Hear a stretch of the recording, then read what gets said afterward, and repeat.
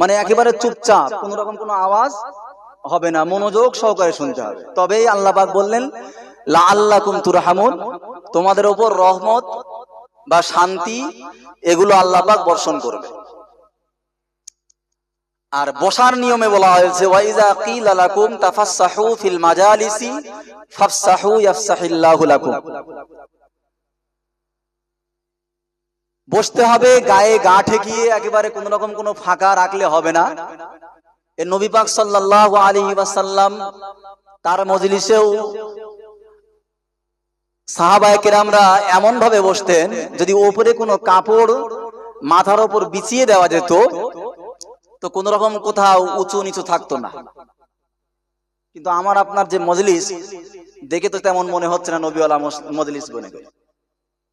একটুখানি কষ্ট করে একটু আগিয়ে আগিয়ে আসুন না, মানে যে ফাঁকাগুলো আছে একটুখানি পূরণ করে নেন, আল্লাহ পাক কবুল করবেন। না হলে নবী পাক সাল্লাল্লাহু আলাইহি ওয়াসাল্লাম এই মজলিসে খুশি না। বাপ দরুদ শরীফ পড়তে পড়তে আসুন, দরুদ শরীফ আল্লাহুম্মা সাল্লি আলা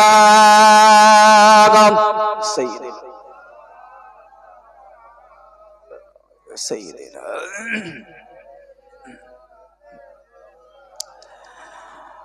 हम मदीने को तन्हा निकल जाएंगे और गलियों में तक दाग भटक जाएंगे, नाम उनका जगह भी लिया जाएगा, जिक्र उनका जगह भी किया जाएगा, नूर नूर सीना में भर जाएगा, प्यारे महफिल में जज्बे बिखर जाएगा।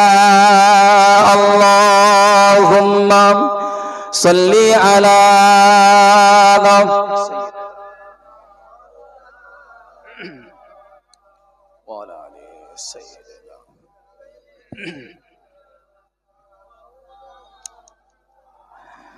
मुझको पिला दे इश्क का जाम, तू आका और मैं हूँ गुलाम, मुझको पिला दे इश्क का जाम, तू आका और मैं हूँ गुलाम, रब के दुलारे तुम ही तो हो, सबके प्यारे तुम ही तो हो, आए नबी जितने दुनिया में, आए नबी जितने दुनिया में, सबसे प्यारे तुम ही तो हो, भेज खुदा ने तुमको सलाम, भेज खुदा ने तुमको सलाम, तू आका और मैं हूँ गुलाम। अल्लाहुम्मा सल्ली अला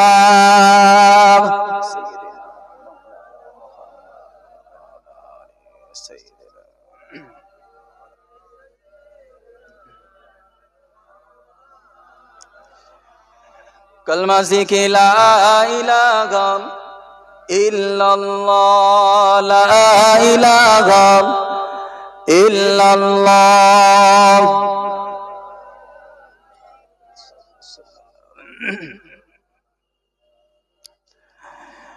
তুমি আমার হায়াত মওতের মালিক, তুমি আমার আপদ বিপদের মালিক, তুমি আমার হায়াত মওতের মালিক, তুমি আমার আপদ বিপদের মালিক, আমারি জীবন আমারি মরণ, আমারি জীবন আমারি মরণ সবই রাহে লিল্লাহ, আল্লাহু আল্লাহ আল্লাহু আল্লাহু আল্লাহু আল্লাহ। সাল্লি আলা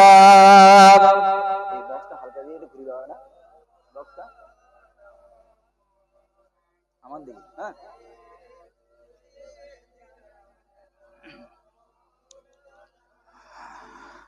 তুমি মোদের দাও গো প্রভু রোজির ঠিকানা, ঠিকানা না দিলে প্রভু রোজি মোরা পাব না। এসব যে তোমার অফুরন্ত দ্বার, এসব যে তোমার অফুরন্ত দ্বার। ও গো রহিম আল্লাহ, আল্লাহ আল্লাহ আল্লাহ আল্লাহ আল্লাহ আল্লাহ লা ইলাহা ইল্লাল্লাহ, জোরে লা ইলাহা ইল্লাল্লাহ।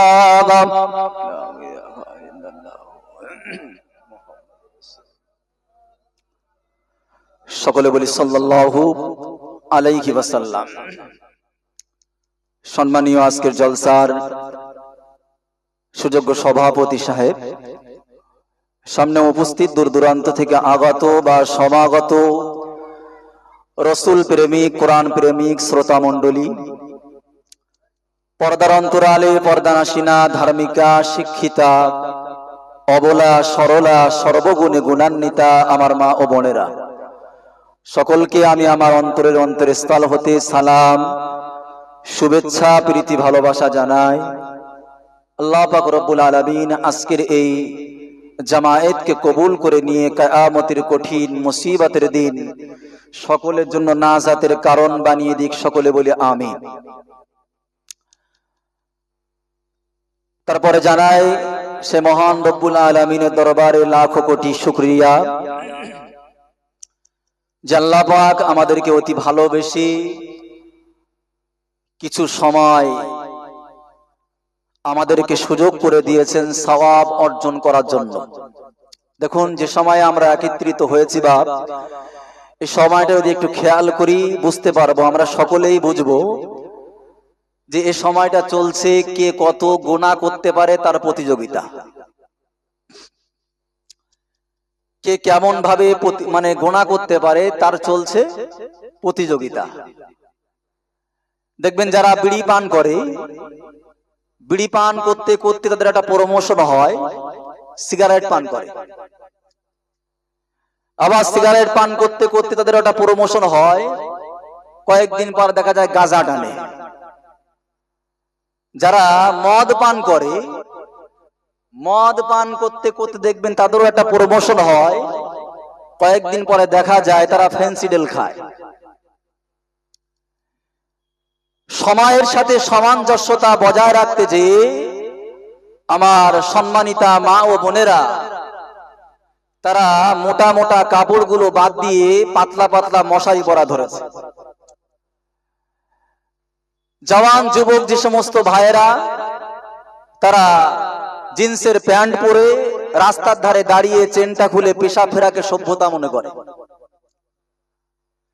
পেশাব একটা দুর্গন্ধময় বস্তু, যেটাকে আমরা সকলে ঘৃণা করি, তারপরেও অনেক ভদ্র মানুষ আছে, আমারই জাত ভাই, ইসলামের মুসলিম ভাই, তারাও কিন্তু সেই দুর্গন্ধময় বস্তু পেশাব সেটাকে গায়ে মেখে বেড়ানোটাও সভ্যতা মনে করে। ঠিক না ভুল?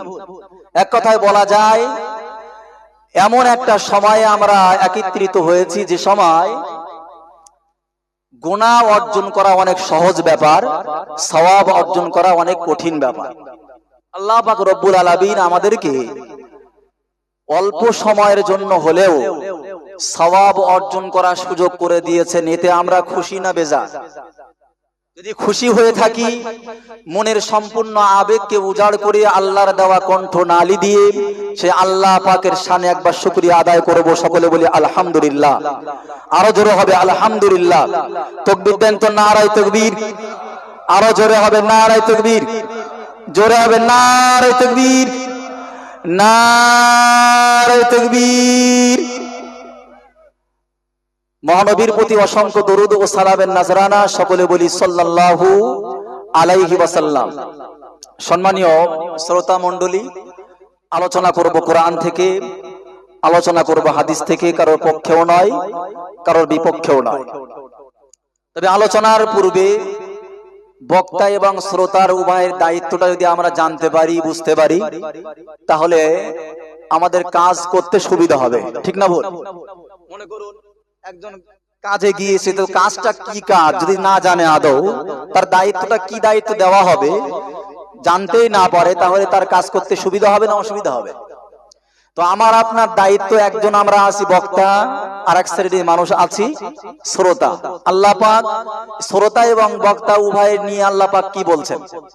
রব্বুল আলামিন আল্লাহ পাক তিনি বললেন, ইন্নামা আনতা মুযাক্কির লাস্তা আলাইহিম বিমুসাইতির। বক্তা যারা, তাদের বিষয়ে আল্লাহ পাক বলছেন, তোমরা শুধুমাত্র নসিহাতকারী, নসিহাত করবে। কাউকে জোরপূর্বক হিদায়াত প্রাপ্ত করতে আমি আপনি পারবো? বক্তা পারবে? আমার আপনার আগে, মানে আমার আগে সম্মানীয় ওস্তাদ মুফতি সাহেব হুজুর তিনি কথা বলছিলেন, তো উনি কি কাউকে পিটিয়ে নামাজি বানাতে পারবে মনে হয়? যেই আসুক না কেন, জোর জবরদস্তি কোনো কিছু করা যাবে না। এটা আল্লাহ পাকও বলছেন, ইন্নামা আনতা মুযাক্কির, শুধুমাত্র নসিহাতকারী। কাউকে পিটিয়ে হেদায়েত আমরা কেউই করতে পারবো না। আল্লাহ পাক শ্রোতাদের সম্পর্কে বলছেন, ওয়া আনজালনা ইলাইকা যিকরা লিতুবাইয়িনা লিন-নাসি মা নুযিলা ইলাইহিম ওয়া লাআল্লাহুম ইয়াতাফাক্কারুন। যখন মানুষের সামনে কোরআন ও হাদিস দিয়ে তথ্যবহুল আলাপ আলোচনা করা হবে, তো ওই শ্রোতার উচিত সে যেন নিজেকে পরিবর্তনের আশায় একটু ভাবনা চিন্তা করে। এটা শ্রোতার দায়িত্ব। এই দায়িত্বটা পালন করতে রাজি আছে? যদি পালন না করি, যদি এই ভাবতে রাজি না থাকি, আল্লাহ পাক বলছেন, ওমান আজলামু মিম্মান যুক্কিরা বিআয়াতি রাব্বিহি ফাআরাদা আনহা ইন্না মিনাল মুজরিমিনা মুনতাকিমুন। আল্লাহ পাক বলছেন, যখন কোরআন ও হাদিস দিয়ে আলাপ আলোচনা করলো আর শ্রোতা শুনলো, নিজেকে পরিবর্তনের আশায় ভাবলো না, বরং মুখ ফিরিয়ে নিল, আল্লাহ পাক বলছেন, ইন্না মিনাল মুজরিমিনা মুনতাকিমুন, তারা হলো আমি আল্লাহ আমার দরবারে, আমার আদালতে আসামি বা মুজরিম। কিয়ামতের দিন এই মুজরিম বা আসামি যারা, এই দোষী যারা, এদের সম্পর্কে আল্লাহ পাক সূরা রহমানের মধ্যে বলছেন, ইউরাফুল মুজরিমুনা বিসিমাহুম ফায়ুখাযু বিন নাওয়াসি ওয়াল আকদাম। এই মুজরিম বা আসামি যারা, কিয়ামতের দিন এদেরকে আল্লাহ পাক চিনতে পারবেন, আর চিনে চিনে এই কপালের উপরের যে চুলের গোছা ধরে ধরে টানতে টানতে আল্লাহ পাক জাহান্নামের গাড্ডায় ফেলবেন। তাহলে ক্লিয়ার? শ্রোতা এবং বক্তার উভয়ের দায়িত্ব বোঝা গেল নাকি? আল্লাহ পাক রব্বুল আলামিন আলোচনার পূর্বে শ্রোতা এবং বক্তা উভয়ের আমলের ফয়সালা করে দিক। সকলে বলি আমিন। সম্মানীয় শ্রোতা মণ্ডলী, মহান রব্বুল আলামিন আল্লাহ পাক কোরআন পাকের একেবারে শুরুতেই বলেছেন, জালিকাল কিতাব লা রাইবা ফি, যে এটা এমন একটা কিতাব, কোরআন সম্পর্কে আল্লাহ পাক বলছেন যে এটা এমন একটা গ্রন্থ যার মধ্যে কোন রকম কোন সন্দেহ নাই, ভুল দূরের কথা, সন্দেহ নাই। আমি আপনি জানি, যখন কোন লেখক লেখে, কোন কিতাব লেখে বা বই লেখে, তো বইয়ের শুরুতে হোক শেষে হোক একটা কথা লিখে দেয় যে যদি কোনো ভুল ত্রুটি থাকে ধরিয়ে দিলে আগামী সংস্করণে সেটা ঠিক করে নেওয়া। কিন্তু আল্লাহ পাক বলছেন, জালিকাল কিতাব, এটা এমন একটা কিতাব লা রাইবা ফি, যার মধ্যে কোনো সন্দেহ নাই।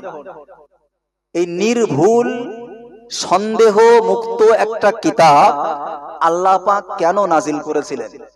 আল্লাহ পাক কেন নাজিল করলেন? অবতীর্ণ কেন করলেন? আমার আল্লাহ পাক তার পরপরই বললেন, হুদাল লিল মুত্তাকিন। কেন নাজিল করলাম? না, যারা মুত্তাকিন, আল্লাহকে মুত্তাকিন যারা, তাদের জন্য হেদায়েত স্বরূপ পাঠিয়েছে। আচ্ছা, মুত্তাকিন কারা? তারপরে আল্লাহ পাক আয়াতগুলোর মধ্যে ব্যাখ্যা করেছেন, আল্লাযীনা ইউমিনুনা বিল গায়বি ওয়া ইউকিমুনাস সালাতা ওয়া মিম্মা রাযাকনাহুম ইনফিকুন। একের পর এক আয়াত, কিছু আয়াত আল্লাহ পাক এই মুত্তাকিন কারা তাদের ব্যাখ্যা করেছেন। আমি আপনি বাংলায় বুঝতে পারি, মুত্তাকিন তারা যারা আল্লাহকে ভয় করে, নামাজের সময় হলে নামাজ পড়ে, রোজার সময় আসলে রোজা রাখে, যাকাত ফরজ হলে যাকাত আদায় করে, হজ করার সামর্থ্য থাকলে হজটা আদায় করে, হারাম থেকে বাঁচে, হালাল কিছু অর্জন করার চেষ্টা করে। এক কথায় বলা যায় আল্লাহ পাকের আদেশ নিষেধ, নবীর দেখানো আদর্শ সবগুলো মেনে চলার চেষ্টা করে। এদেরকে কি বলা হয়? মুত্তাকি। আচ্ছা, আল্লাহ পাক বলছেন হুদাল লিল মুত্তাকি। মুত্তাকিনের ব্যাখ্যা করলাম যারা আল্লাহকে ভয় করে, আল্লাহর আদেশ নিষেধ মেনে চলে। আচ্ছা, এরা কি হিদায়েতের উপরে আছে না হিদায়েত থেকে বাইরে? একটু বলেন, কথা বুঝতে পারেননি? মুত্তাকিন যারা, যারা আল্লাহর আদেশ নিষেধ মেনে চলে, আচ্ছা এরা কি হিদায়েতের উপরে না হিদায়েত থেকে বাইরে? তাহলে এদের এই হিদায়েত প্রাপ্ত মানুষ, হিদায়েত প্রাপ্ত মানুষ, এদেরকে আমার হিদায়েত দেওয়ার জন্য আল্লাহ পাক কেন পাঠালেন কোরআন শরীফ? এই প্রশ্ন জাগে কি জাগে না? যে দেখবেন আল্লাহ পাক কোরআন পাকের মধ্যে বলেছেন, ইন্নাল্লাহ হাশতারা মিনাল মুমিনিনা আনফুসাহুম ওয়া আমওয়ালাহুম বিআন্না লাহুমুল জান্নাহ। আল্লাহ পাক বলছেন যে আমি এই মুমিনদের জান এবং মাল কিনে নিয়েছি জান্নাতের বিনিময়ে। জান্নাতটা কার? আল্লাহর। আমরা যে মুমিন বান্দা, আমরা দাবিদার তো, মুমিন তো সকলে নাকি? তো এই মুমিনের জানমাল এটা কার? আল্লাহর। তো আল্লাহ আবার বলছে জান্নাতও আল্লাহর, আমরাও আল্লাহর। তো আল্লাহ আমাদের কাছ থেকে কিনে নিলেন, তার মানে কথা বুঝতে পারেননি? এটা কেমন জানেন? ছোট্ট একটা বাচ্চা, মনে করেন 4 থেকে 5 বছর বয়স, আপনি তার বাপ হন, আব্বা হন, একটা চিপসের প্যাকেট কিনে দিয়েছেন, 5 টাকা দামের একটা খাবার কিনে দিয়েছেন। দেওয়ার পরে ওই বাচ্চার কাছে দেওয়ার পরে বলছেন যে আব্বু আমাকে একটু দাও। তো বাচ্চা মানুষ, ও দিতে চায় না। আমরা কি বলি? দাও, পয়সা দেবানি। বলি কি বলি না? অনেক সময় বলে থাকি না? তার মানে কি? দিলাম আমি, আবার কিনতে হচ্ছে ওর কাছ থেকে পয়সার বিনিময়ে। এটা কিন্তু ভালোবাসা, ঠিক না বল? আল্লাহ পাক রব্বুল আলামিন আমাদের জান এবং মাল কিনে নিয়েছেন জান্নাতের বিনিময়ে। এটাও কিন্তু আল্লাহ পাকের একটা অশেষ নিয়ামত, ভালোবাসা। আল্লাহ পাক রব্বুল আলামিন এই মুত্তাকিনদের হিদায়াতের জন্য কোরআন নাজিল করলেন। তার মানে হলো এটা, তাফসীর কারকরা লিখেছেন, যারা হিদায়াতের উপর চলতে চায়, যারা হিদায়াতের উপর চলতে চায় তাদের জন্যই এই গ্রন্থ, তাদের জন্যই এই আল কোরআন অবতীর্ণ করা হয়েছে। দেখবেন প্রতিনিয়ত জলসা হচ্ছে, হচ্ছে কি হচ্ছে না? তারপরেও যে ব্যক্তিটা বিড়ি পান করে জলসার ময়দানে ঢোকে, ও জলসা শুনে আবার বাইরে যে তামারও খেয়ে আবার বিড়ি ধরায়, ঠিক না? তাহলে হেদায়েত কি হলো? অনেক সময় বলে এই বক্তার দোষ, বক্তার দোষ। বক্তা যেমন, শ্রোতা যেমন। একটা যুক্তি দেখায়, দেখেন কাটতে পারেন কিনা। হে জওয়ান যুবকেরা, দয়ার নবী সাল্লাল্লাহু আলাইহি ওয়াসাল্লামের জামানায় সবথেকে বড় বক্তা কে ছিলেন? একটু বলবেন কি? একটু উত্তর দেন। দয়ার নবী সাল্লাল্লাহু আলাইহি ওয়াসাল্লামের জামানায় সবথেকে বড় বক্তা ছিলেন, বক্তা হিসেবে যার মধ্যে কোনো সন্দেহ ছিল না, তিনি হলেন আমার আপনার নবী মুহাম্মদুর রাসূলুল্লাহ সাল্লাল্লাহু আলাইহি ওয়াসাল্লাম। ঠিক না ভুল বলেন? আচ্ছা, আলোচনার ভুলে একটা কথা জিজ্ঞাসা করে নি, আপনাদের কি একটু অসুবিধা আছে নাকি? হ্যাঁ, দেখেন আমি জানি মাদ্রাসায় পড়ানো ছেলে, বুঝলেন, মানে মাদ্রাসায় পড়ায়, একটা কিতাব যখন পড়ায়, তো কিতাব পড়ালে সেই মশলাটা বা সেই বিষয়টা যেটা পড়ানো হচ্ছে, মানে যে পৃষ্ঠাটা পড়ানো হচ্ছে আর কি, ওটা বাচ্চা বুঝতে পারলো কি না, শিক্ষকরা ছাত্রদের কাছে জিজ্ঞাসা করে। মানে আমরা হ্যাঁ না এই উত্তর নেওয়ায় অভ্যস্ত, বুঝলেন? যদি একটু উত্তর দেন আমার মনে হয় আপনাদের বিশেষ কোনো ক্ষতি হবে না। কথা বললেন না? আরো ভালো লাগবে ইনশাল্লাহ। রাজি আছেন ইনশাল্লাহ? যে কথা বলছিলাম, তো আমার আপনার নবী মুহাম্মদুর রাসূলুল্লাহ ইনি বক্তা হিসেবে কেমন ছিলেন? ভালো। যার মধ্যে কোনো ত্রুটি ছিল বলে মনে হয় ছিল না। কিন্তু ওই একই সময়ে আল্লাহর নবী সাল্লাল্লাহু আলাইহি ওয়াসাল্লাম বক্তব্য করেছেন। আল্লাহর নবীর বক্তব্য শুনে আবু জেহেল, মানে আবু জেহেলও সেখানে ছিল, আবু বকরও সেখানে ছিল। ছিল কি ছিল না? আবু জেহেল হেদায়েত প্রাপ্ত হয়েছে? হয়নি। আবু বকর হেদায়েত প্রাপ্ত হয়েছে। তাহলে কি বক্তার দোষ বলা যাবে? যদি তাই যদি হয়, তো রাসূলের জামানায় আবু জেহেল কেন হেদায়েত প্রাপ্ত হয়নি? হে জওয়ান যুবকেরা, আমার আল্লাহ পাক আল্লাহ তাআলা কোরআন পাকের মধ্যে বললেন, যালিকাল কিতাবু লা রাইবা ফীহি, এটা এমন একটা কিতাব, এই কিতাবের মধ্যে কোনো সন্দেহ নাই, এটা আমি অবতীর্ণ করেছি হুদাল লিল মুত্তাকিন, যারা আল্লাহর রাস্তায় চলতে চায়, যারা হেদায়েতের রাস্তায় চলতে চায়, যারা আল্লাহর আযাবের ভয় করতে চায়, আমি আল্লাহ তাদের জন্য হেদায়েত হিসাবে পাঠিয়েছি। আমার আল্লাহ পাক কোরআন পাকের অন্য আয়াতে বললেন, ইন্নাল্লাহা লা ইউগাইয়িরু মা বিকওমিন হাত্তা ইউগাইয়িরু মা বিআনফুসিহিম। আমার আল্লাহ পাক বললেন, বান্দাগণ, তোমরা যারা নিজের মনকে পরিবর্তনের আশা না করো, আমি আল্লাহ ততক্ষণ পর্যন্ত তোমাকে পরিবর্তন করব না। আল্লাহ পাক কোরআন পাকের মধ্যে অন্য জায়গায় বললেন, হাযা বায়ানুল লিন্নাস ওয়া হুদাও ওয়া মাউইযাতাল লিল মুত্তাকিন। আমার আল্লাহ পাক জানালেন, হে আমার বান্দারা, এই কোরআন হাযা বায়ানুল লিন্নাস, গোটা পৃথিবীবাসীর জন্য এটা বায়ান, গোটা পৃথিবীবাসীর জন্য এটা নসিহাত। হাযা বায়ানুল লিন্নাস, এটা হিন্দু মুসলিম সমস্ত রকমের মানুষ শুনতে পারেন, মদখোর গাঁজাখোর নামাজখোর সকলেই এটা শুনতে পারে, কিন্তু হেদায়েত তাদের জন্য। ওয়া মাউইযাতাল লিল মুত্তাকিন, এটা হেদায়েত এবং নসিহাত তাদের জন্য যারা আল্লাহর রাস্তায় চলতে চায়। জোরে বলুন সুবহানাল্লাহ। হে জওয়ান যুবকেরা, যার কারণে দয়াল নবী সাল্লাল্লাহু আলাইহি ওয়াসাল্লাম তিনি ওয়াজ করেছেন, নসিহত করেছেন।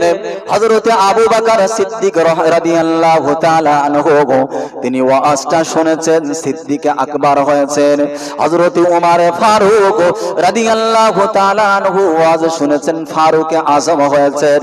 হযরত উসমান গনি রাদিয়াল্লাহু তাআলা আনহু তিনিও ওয়াজ শুনেছেন, কিন্তু তিনিও হেদায়েত প্রাপ্ত হয়ে যুন্নুরাইন হয়েছেন। এমনি করে হযরত আলী রাদিয়াল্লাহু তাআলা আনহু তিনি আল্লাহর নবীর ওয়াজটা শুনলেন, আর ওয়াজ শুনে আসাদুল্লাহিল গালিব হয়েছেন, আল্লাহর সিংহ উপাধি পেয়েছেন। বাবা, হে জওয়ান যুবকেরা, একই বায়ান আবু জেহেল শুনলো, আবু লাহাব শুনলো, উতবা সাইবা তারাও শুনলো, কিন্তু তারা হেদায়েত প্রাপ্ত হলো না, তারা জাহান্নামী হয়ে গেল। হিদায়েতের মন, হিদায়েতের পাত্র নিয়ে আমার আপনার এখানে ঢুকতে হবে, তবেই আমার আপনার জন্য এই ওয়াজটা কি হবে, কাজে আসবে। দেখেন, আকাশ থেকে যখন বৃষ্টি পড়ে, ওই বৃষ্টির মধ্যে কি কোন রকম কোন ত্রুটি থাকে? হ্যাঁ, একদম স্বচ্ছ না, কোন রকম কোন ত্রুটি নেই। কিন্তু ওই বৃষ্টির ফোঁটাটা যখনই গোবর গোলা বালতিতে পড়ছে, তখন কি হচ্ছে, নোংরা হয়ে যাচ্ছে, দুর্গন্ধ হয়ে যাচ্ছে। কিন্তু আবার ওই বৃষ্টির ফোঁটা যদি ঝিনুকের গালে পড়ে, সেটা মুক্তায় তৈরি হচ্ছে। তাহলে বোঝা গেল, পাত্র যার যেমন, তার কাছে আকাশের বৃষ্টিটা তেমন। যদি আমার আপনার পাত্রটা যদি গোবর গোলা বালতি হয়, বা যদি স্বচ্ছ না হয়, পরিষ্কার না হয়, তাহলে দুর্গন্ধ হয়ে যাবে। এই কোরআনের আয়াত আমার আপনার মধ্যে যে দুর্গন্ধ হয়ে যাবে। আর যদি আমি আপনি স্বচ্ছ মন নিয়ে, স্বচ্ছ পাত্র নিয়ে, পরিষ্কার মন নিয়ে যদি শুনতে পারি, হেদায়েতের আশায় যদি শুনতে পারি, তাহলে কি হবে বলুন? মুক্তায় তৈরি হবে। আমাদের জীবনটা, আমাদের লাইফটা একেবারে মুক্তায় তৈরি হয়ে যাবে। জোরে বলুন না সুবহানাল্লাহ। এ জওয়ান যুবকেরা, আমার বায়ানটা এদিকে নয় বাপ, আমার বায়ানটা এদিকে নয়, আমি এদিকে বায়ান করতে চাই না, জাস্ট এতটুকু বোঝাতে চেয়েছি আজকের এই মজলিসটা আমরা এসেছি সময়টা যেন অপচয় না হয়, সকলে স্বচ্ছ মন নিয়ে পরিবর্তনের আশায় আমরা যদি শুনি বাবা, আমার আপনার এখনো পর্যন্ত সেই রকম এখনো পর্যন্ত তেমনই হিদায়েত আমরাও পেতে পারবো গো, যেমনই সাহাবাওয়ালা হিদায়েত হয়েছিল বাবা। এ জওয়ান যুবকেরা, আমি আজকে বায়ান করব অন্যদিকে। আল্লাহ পাক রব্বুল আলামিন কোরআন পাকের মধ্যে বলেছেন, ইন্নাল্লাযীনা আমানু ওয়া আমিলুস সালিহাতি কানাত লাহুম জান্নাতুল ফিরদাউসি নুজুলা। আমার আল্লাহ পাক বললেন, ইন্নাল্লাযীনা আমানু, যারা ঈমান আনবে, ওয়া আমিলুস সালিহাত, এবং যারা নেক আমল করবে, কানাত লাহুম জান্নাতুল ফিরদাউসি নুজুলা, তাদের জন্য রয়েছে ফিরদাউস নামক জান্নাত। ইন্নাল্লাযীনা আমানু ওয়া আমিলুস সালিহাত, যারা ঈমান আনবে আর নেক আমল করবে, আল্লাহ পাক বলছেন কানাত লাহুম জান্নাতুল ফিরদাউসি নুজুলা, তারা ফিরদাউস নামক জান্নাতের মেহমান হবে। আমি আপনি কারোর বাড়িতে যখন মেহমান হয়, মেহমান মানে বোঝেন তো, মেহমান মানে হচ্ছে কুটুম, যার বাড়ি আসছে উনি হচ্ছে মেজবান।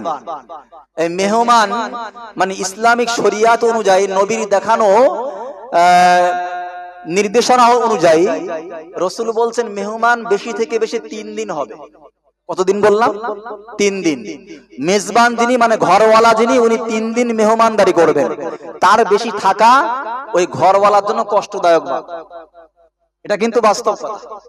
যদি একটা মেহমান ওই 3 দিনের অধিক থাকে তো বাড়িওয়ালা উপর চাপ হয়ে যায়। তো আমি আপনি 3 দিনের জায়গায় ধরলাম 7 দিন, 7 দিন মেহমান হয়ে থাকলাম, তারপরে আমার আপনার বার হতে হয় না, হয় না? জি, আল্লাহ পাক বলছেন ইন্নাল্লাযীনা আমানু ওয়া আমিলুস সালিহাত, ঈমান আনতে হবে, ওয়া আমিলুস সালিহাত, নেক আমল করতে হবে, তাহলে কি হবে? জান্নাতুল ফিরদাউসের মেহমান বানা যাবে। এই মেহমানটা কতদিনের জন্য? আল্লাহ পাক বলছেন খালিদিনা ফিহা, সারা জীবনের জন্য। লা ইয়াবগুনা আনহা হিওয়ালা, ওই জায়গা থেকে বার হওয়ার কোনো চিন্তা ভাবনা, স্থানান্তরিত হওয়ার কোন রকম কোনো চান্স নেই। জোরে বলবেন না সুবহানাল্লাহ। এই জওয়ান যুবকেরা, আল্লাহ পাক আল্লাহ তাআলা আমার আপনার অনেক নাজ নিয়ামত দিয়েছেন বাবা, যে নিয়ামত গুলো আমি আপনি যদি সারাটা রাত ধরে বয়ান করি শেষ হবে না, শেষ করা সম্ভব না। আমি আপনি কেউ গুণেও শেষ করতে পারবো না।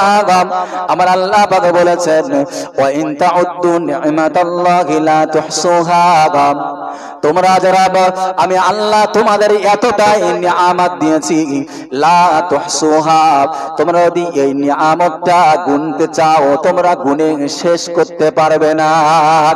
আল্লাহ পাক অনেক নিয়ামত আমাদেরকে দিয়েছেন, যে নিয়ামত গুলো গুনে শেষ করা যাবে না বাবা।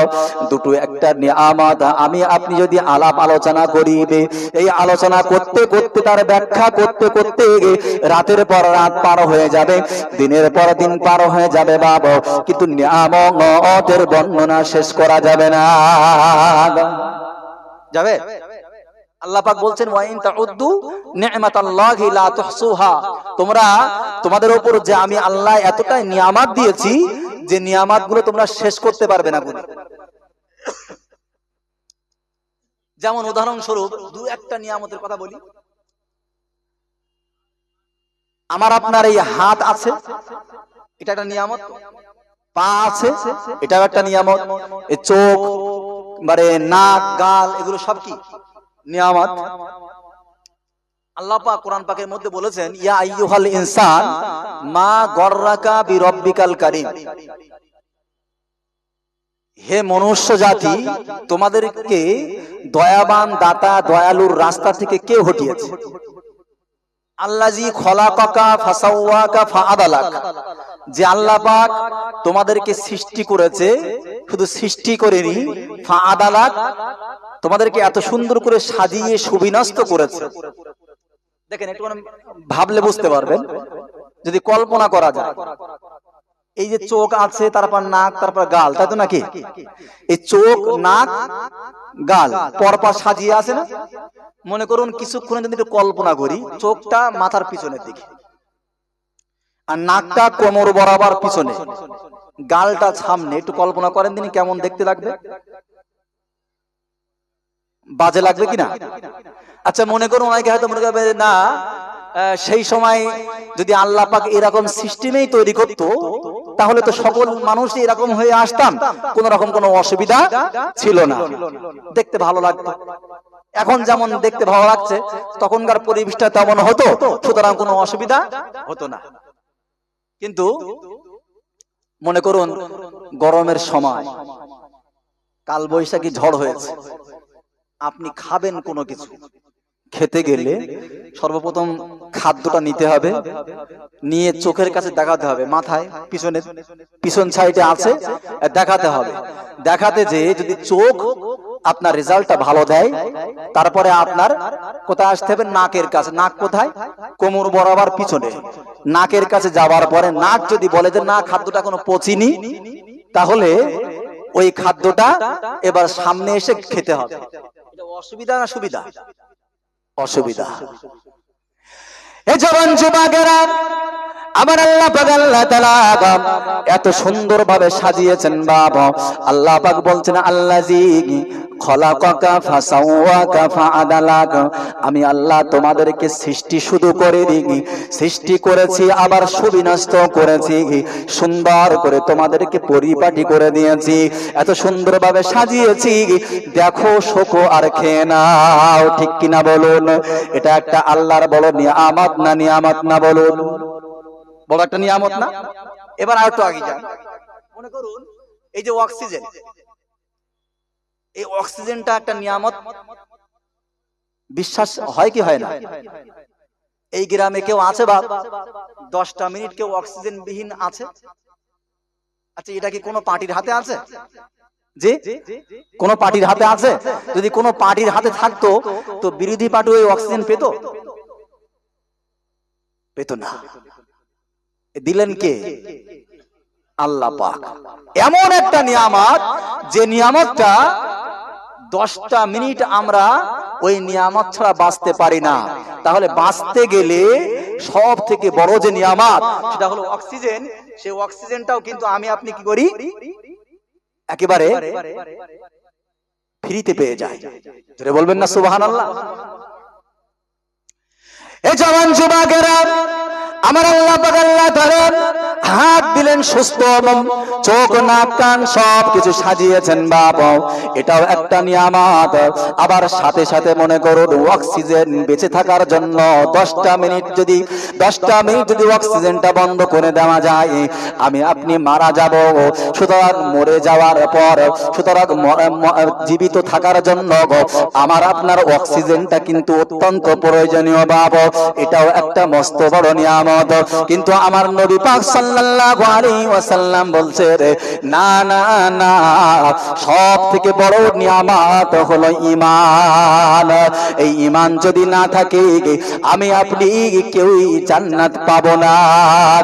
এ জওয়ান যুবকেরা, আজকে আমি সুস্থ রয়েছি, সবল রয়েছি, টাকা পয়সা ধন সম্পত্তি গাড়ি বাড়ি সবকিছু রয়েছে বাবা, আমি ঈমানটা নাই, ঈমান না নিয়ে মারা গেলাম, ইন্তেকালটা হয়ে গেল, ঈমান নেই বাবা। এখন বলুন কিয়ামতের দিনে আমি আপনি কি ওই টাকা পয়সা ধন সম্পত্তি গাড়ি বাড়ি সোনা দানা এগুলোর বিনিময়ে কি জান্নাত পেতে পারি? আমার আল্লাহ পাক কোরআন পাকের মধ্যে বললেন লা ইউকবালা মিন আহাদিহিম মিলউল আরদি যাহাবা লাবিফতাদা বি। আমার আল্লাহ পাক বললেন বান্দা গো, তোমরা যদি ঈমানটা না নিয়ে আসো, আমি আল্লাহ পাক বললাম লা ইয়ুকবালা মিন আহাদিহিম মিলউল আরদি যাহাবা। তোমরা যদি কিয়ামতের দিন আযাব থেকে বাঁচার জন্য আমি আল্লাহ আমার দরবারে সোনা দানা গহনা বাদি সব কিছু যদি টাকা পয়সা পাহাড় পরিমাণ আমার কাছে হাদিয়া শরীফ দিয়ে দাও, ফিদিয়া শরীফ দিয়ে দাও, ছাড় পাওয়ার জন্য ছাড় পাওয়ার জন্য যদি দিয়ে দাও, আমি আল্লাহ বলে দিলাম লা ইয়ুকবালা, ওটাকে কবুল করা হবে না। তাহলে ঈমান দরকার বাবা। ঈমান যার মধ্যে নাই তার কোনো দাম নাই। ঈমান ছাড়া কোনো কিছু চলবে না বাবা। দয়ার নবী সাল্লাল্লাহু আলাইহি ওয়াসাল্লাম বলেছেন, কাল কিয়ামতের কঠিন মুসিবতের দিনে আল্লাহ পাক আল্লাহ তাআলা যখন বিচার শুরু করবেন বাবা, জান্নাতীরা জান্নাতে চলে যাবে, জাহান্নামীরা জাহান্নামে চলে যাবে। জান্নাতীরা জান্নাতে চলে যাবে, জাহান্নামীরা জাহান্নামে চলে যাবে। কিন্তু জাহান্নামীরা যাদের মধ্যে ঈমান থাকবে তাদেরকে আল্লাহ পাক ওই জাহান্নাম থেকে বার করে আমার আল্লাহ পাক আবারও জান্নাত ঢুকিয়ে দেবে। কিসের বিনিময়ে? কিসের বিনিময়ে? ঈমানের বিনিময়ে। আল্লাহর নবী বললেন, আল্লাহর নবী বলছেন ওয়াকানা ফিমে ইয়াখরুজু মিনান নারি মান ক্বালা লা ইলাহা ইল্লাল্লাহ ওয়াকানা ফি কলবিহি মিনাল খায়রি মা ইয়াজিনু শাইরা।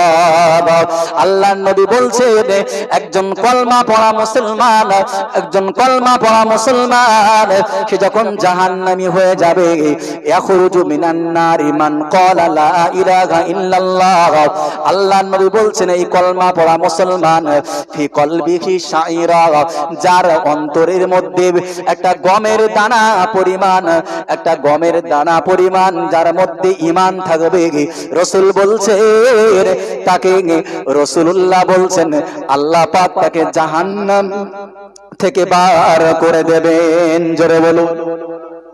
আল্লাহর নবী আবারও বলছেন সুম্মা ইয়াখরুজু মিনান নারি মান ক্বালা লা ইলাহা ইল্লাল্লাহ ওয়া কানা ফি কলবিহি মিনাল খায়রি মা ইয়াজিনু বুররা।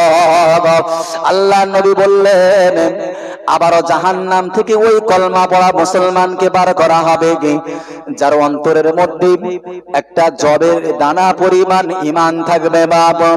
এই জবের দানা পরিমাণ ঈমানও যদি আমি আপনি নিয়ে যেতে পারি, দয়ার নবী বললেন ওই বান্দাকেও ওই মানুষটাকেও আল্লাহ পাক আল্লাহ তাআলা জান্নাত দিয়ে দেবেন। দয়ার নবী আরো বললেন সুম্মা ইয়াখরুজু মিনান নারি মান ক্বালা লা ইলাহা ইল্লাল্লাহ ওয়া কানা ফি কলবিহি মিনাল খায়রি মা ইয়াজিনু যাররা। দয়ার নবী বললেন যার মনের মধ্যে যার অন্তরে যাররা পরিমাণ ঈমান থাকবে ওই কলমা পড়া মুসলমানকেও আমার আল্লাহ পাক জাহান্নাম থেকে বার করে আল্লাহ পাক এই পৃথিবী ছাড়াও 10 গুণ বড় আল্লাহ পাক জান্নাত দিয়ে দেবে। জাররা, জাররা শব্দের অর্থ বাংলায় আসে অণু। অণু যারা শিক্ষিত মানুষ বুঝবেন, অণু এমন একটা বস্তু যাকে খালি চোখে দেখা যায় না, ওকে দেখতে গেলে অনুবেক্ষণ যন্ত্র লাগে, যার স্পর্শ করে কোনো অনুভূতিতেও কোনো কিছু সাড়া পাওয়া যায় না, স্পর্শতাই কিছু পাওয়া যায় না, সেই রকম একটা মানে যাকে খালি চোখে দেখা যায় না, অনুবেক্ষণ যন্ত্র লাগে, সেই রকম পরিমাণ যদি আপনি জাররা পরিমাণ অণু পরিমাণ আমি আপনি যদি ঈমান নিয়ে যেতে পারি, আমার নবী পাক সাল্লাল্লাহু আলাইহি ওয়াসাল্লাম বলছেন যে ওই ব্যক্তিটাকেও আল্লাহ পাক রব্বুল আলামিন এই পৃথিবী ছাড়া 10 গুণ বড় জান্নাত দেবেন। জোরে হবে না সুবহানাল্লাহ? অনেকে হয়তো মনে করি যে আল্লাহ পাকের কাছে এতটা জায়গা আছে। দেখেন মুফাসসিরগণ লিখেছেন যে এই যে প্রথম মানে যে আসমান, এই প্রথম আসমান থেকে দ্বিতীয় আসমান কতটা বড়, এই পৃথিবীর বুকে একটা সরিষার দানা, একটা সরিষার দানা যদি আমি ছড়িয়ে দেই বা রেখে দেই, তো পৃথিবীর কাছে পৃথিবী তুলনায় সরিষার দানাটা কি বিশাল বড় না, যে ছোট্ট। তো মুফাসসিররা লিখছেন দ্বিতীয় আসমানটা এই প্রথম আসমানের তুলনায়, মানে প্রথম আসমানটা দ্বিতীয় আসমানের কাছে আর কি সরিষার দানা মতো। কথা বুঝতে পারলেন? মানে কত বড় হতে পারে। আল্লাহ পাক রব্বুল আলামিন বলছেন তার কাছে অনু পরিমাণ ঈমান থাকবে, তাকে আল্লাহ পাক এই পৃথিবী ছাড়া 10 গুণ বড় জান্নাত দেবেন। জোরে বলবেন না সুবহানাল্লাহ? আমরা ওয়াজে শুনেছি না, একজন মানুষ সে একেবারে সর্বশেষে জান্নাতে যাবে, তো জান্নাতে যাওয়ার আগে আল্লাহ পাক কাছে বলবে যে আল্লাহ আমার জান্নাত দেওয়া লাগবে না, একটুখানি জাহান্নাম থেকে বার করে দেন। আল্লাহ পাক জাহান্নাম থেকে বার করবে। আবার কিছুদিন পর আল্লাহ আমি জান্নাতের দরজা পর্যন্ত পৌঁছে দেন। তারপরে জান্নাতের দরজা ওখানে যাবে, ওর ভেতরে নাজ নিয়ামত দেখে ওই ব্যক্তি যখন বলবে আল্লাহ আমার জান্নাত দেওয়ার দরকার নেই, ওর কোনো মানে ফল আনন্দ আমি কোনো কিছু উপভোগ করব না, দরজাটা পার করে দেন। এ শুনেছেন তো এসব? তারপরে আল্লাহ পাক তার উপর দয়া করে এই পৃথিবী ছাড়া 10 গুণ বড় জান্নাত আল্লাহ পাক দেবেন। এটা বুখারী শরীফের হাদিস। বাপ কথা বুঝলেন? তাহলে ঈমান অনুপরিমাণ ঈমান হলেও আমার আপনার জন্য কি যথেষ্ট না? নবীওয়ালা সাহাবাওয়ালা ঈমান আমার আপনার দরকার হবে না, ছাড় পাওয়ার জন্য অনুপরিমাণ ঈমান হলেও রাখতে হবে। যদি ঈমান না থাকে, যদি ঈমান আমি আপনি না রাখতে পারি, তাহলে সেকালে পরকালে কোন রকম কোন ছাড় পাবো? বাপ আমি আগেই বলেছি কোরআন পাকের আয়াতে আল্লাহ পাক বলেছেন লা ইউকবালা মিন আহাদিহিম মিলউল আরদি যাহাবান ওয়ালা বিফতাদাহাবি। কোন ধন সম্পত্তি কাজে আসবে না। এই জওয়ান যুবকেরা, এই ঈমানটা বাঁচানোর জন্য আমি আপনি তো কোন রকম কোন প্রচেষ্টা করি না।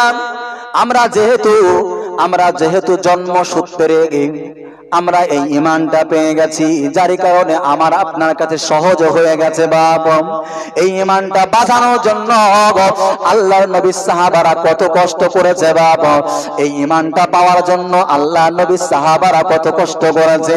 আমি আপনি হযরত বেলাল রাদিয়াল্লাহু তাআলা আনহুর ঘটনা শুনেছি। বাপ হযরত বেলাল রাদিয়াল্লাহু তাআলা আনহু ইসলাম নিয়ে আসার পরে তার উপর কত রকম ভাবে অত্যাচার করা হয়েছে, কিন্তু আল্লাহর নবী সাহাবা হযরত বেলাল তখন ঈমান আনেননি।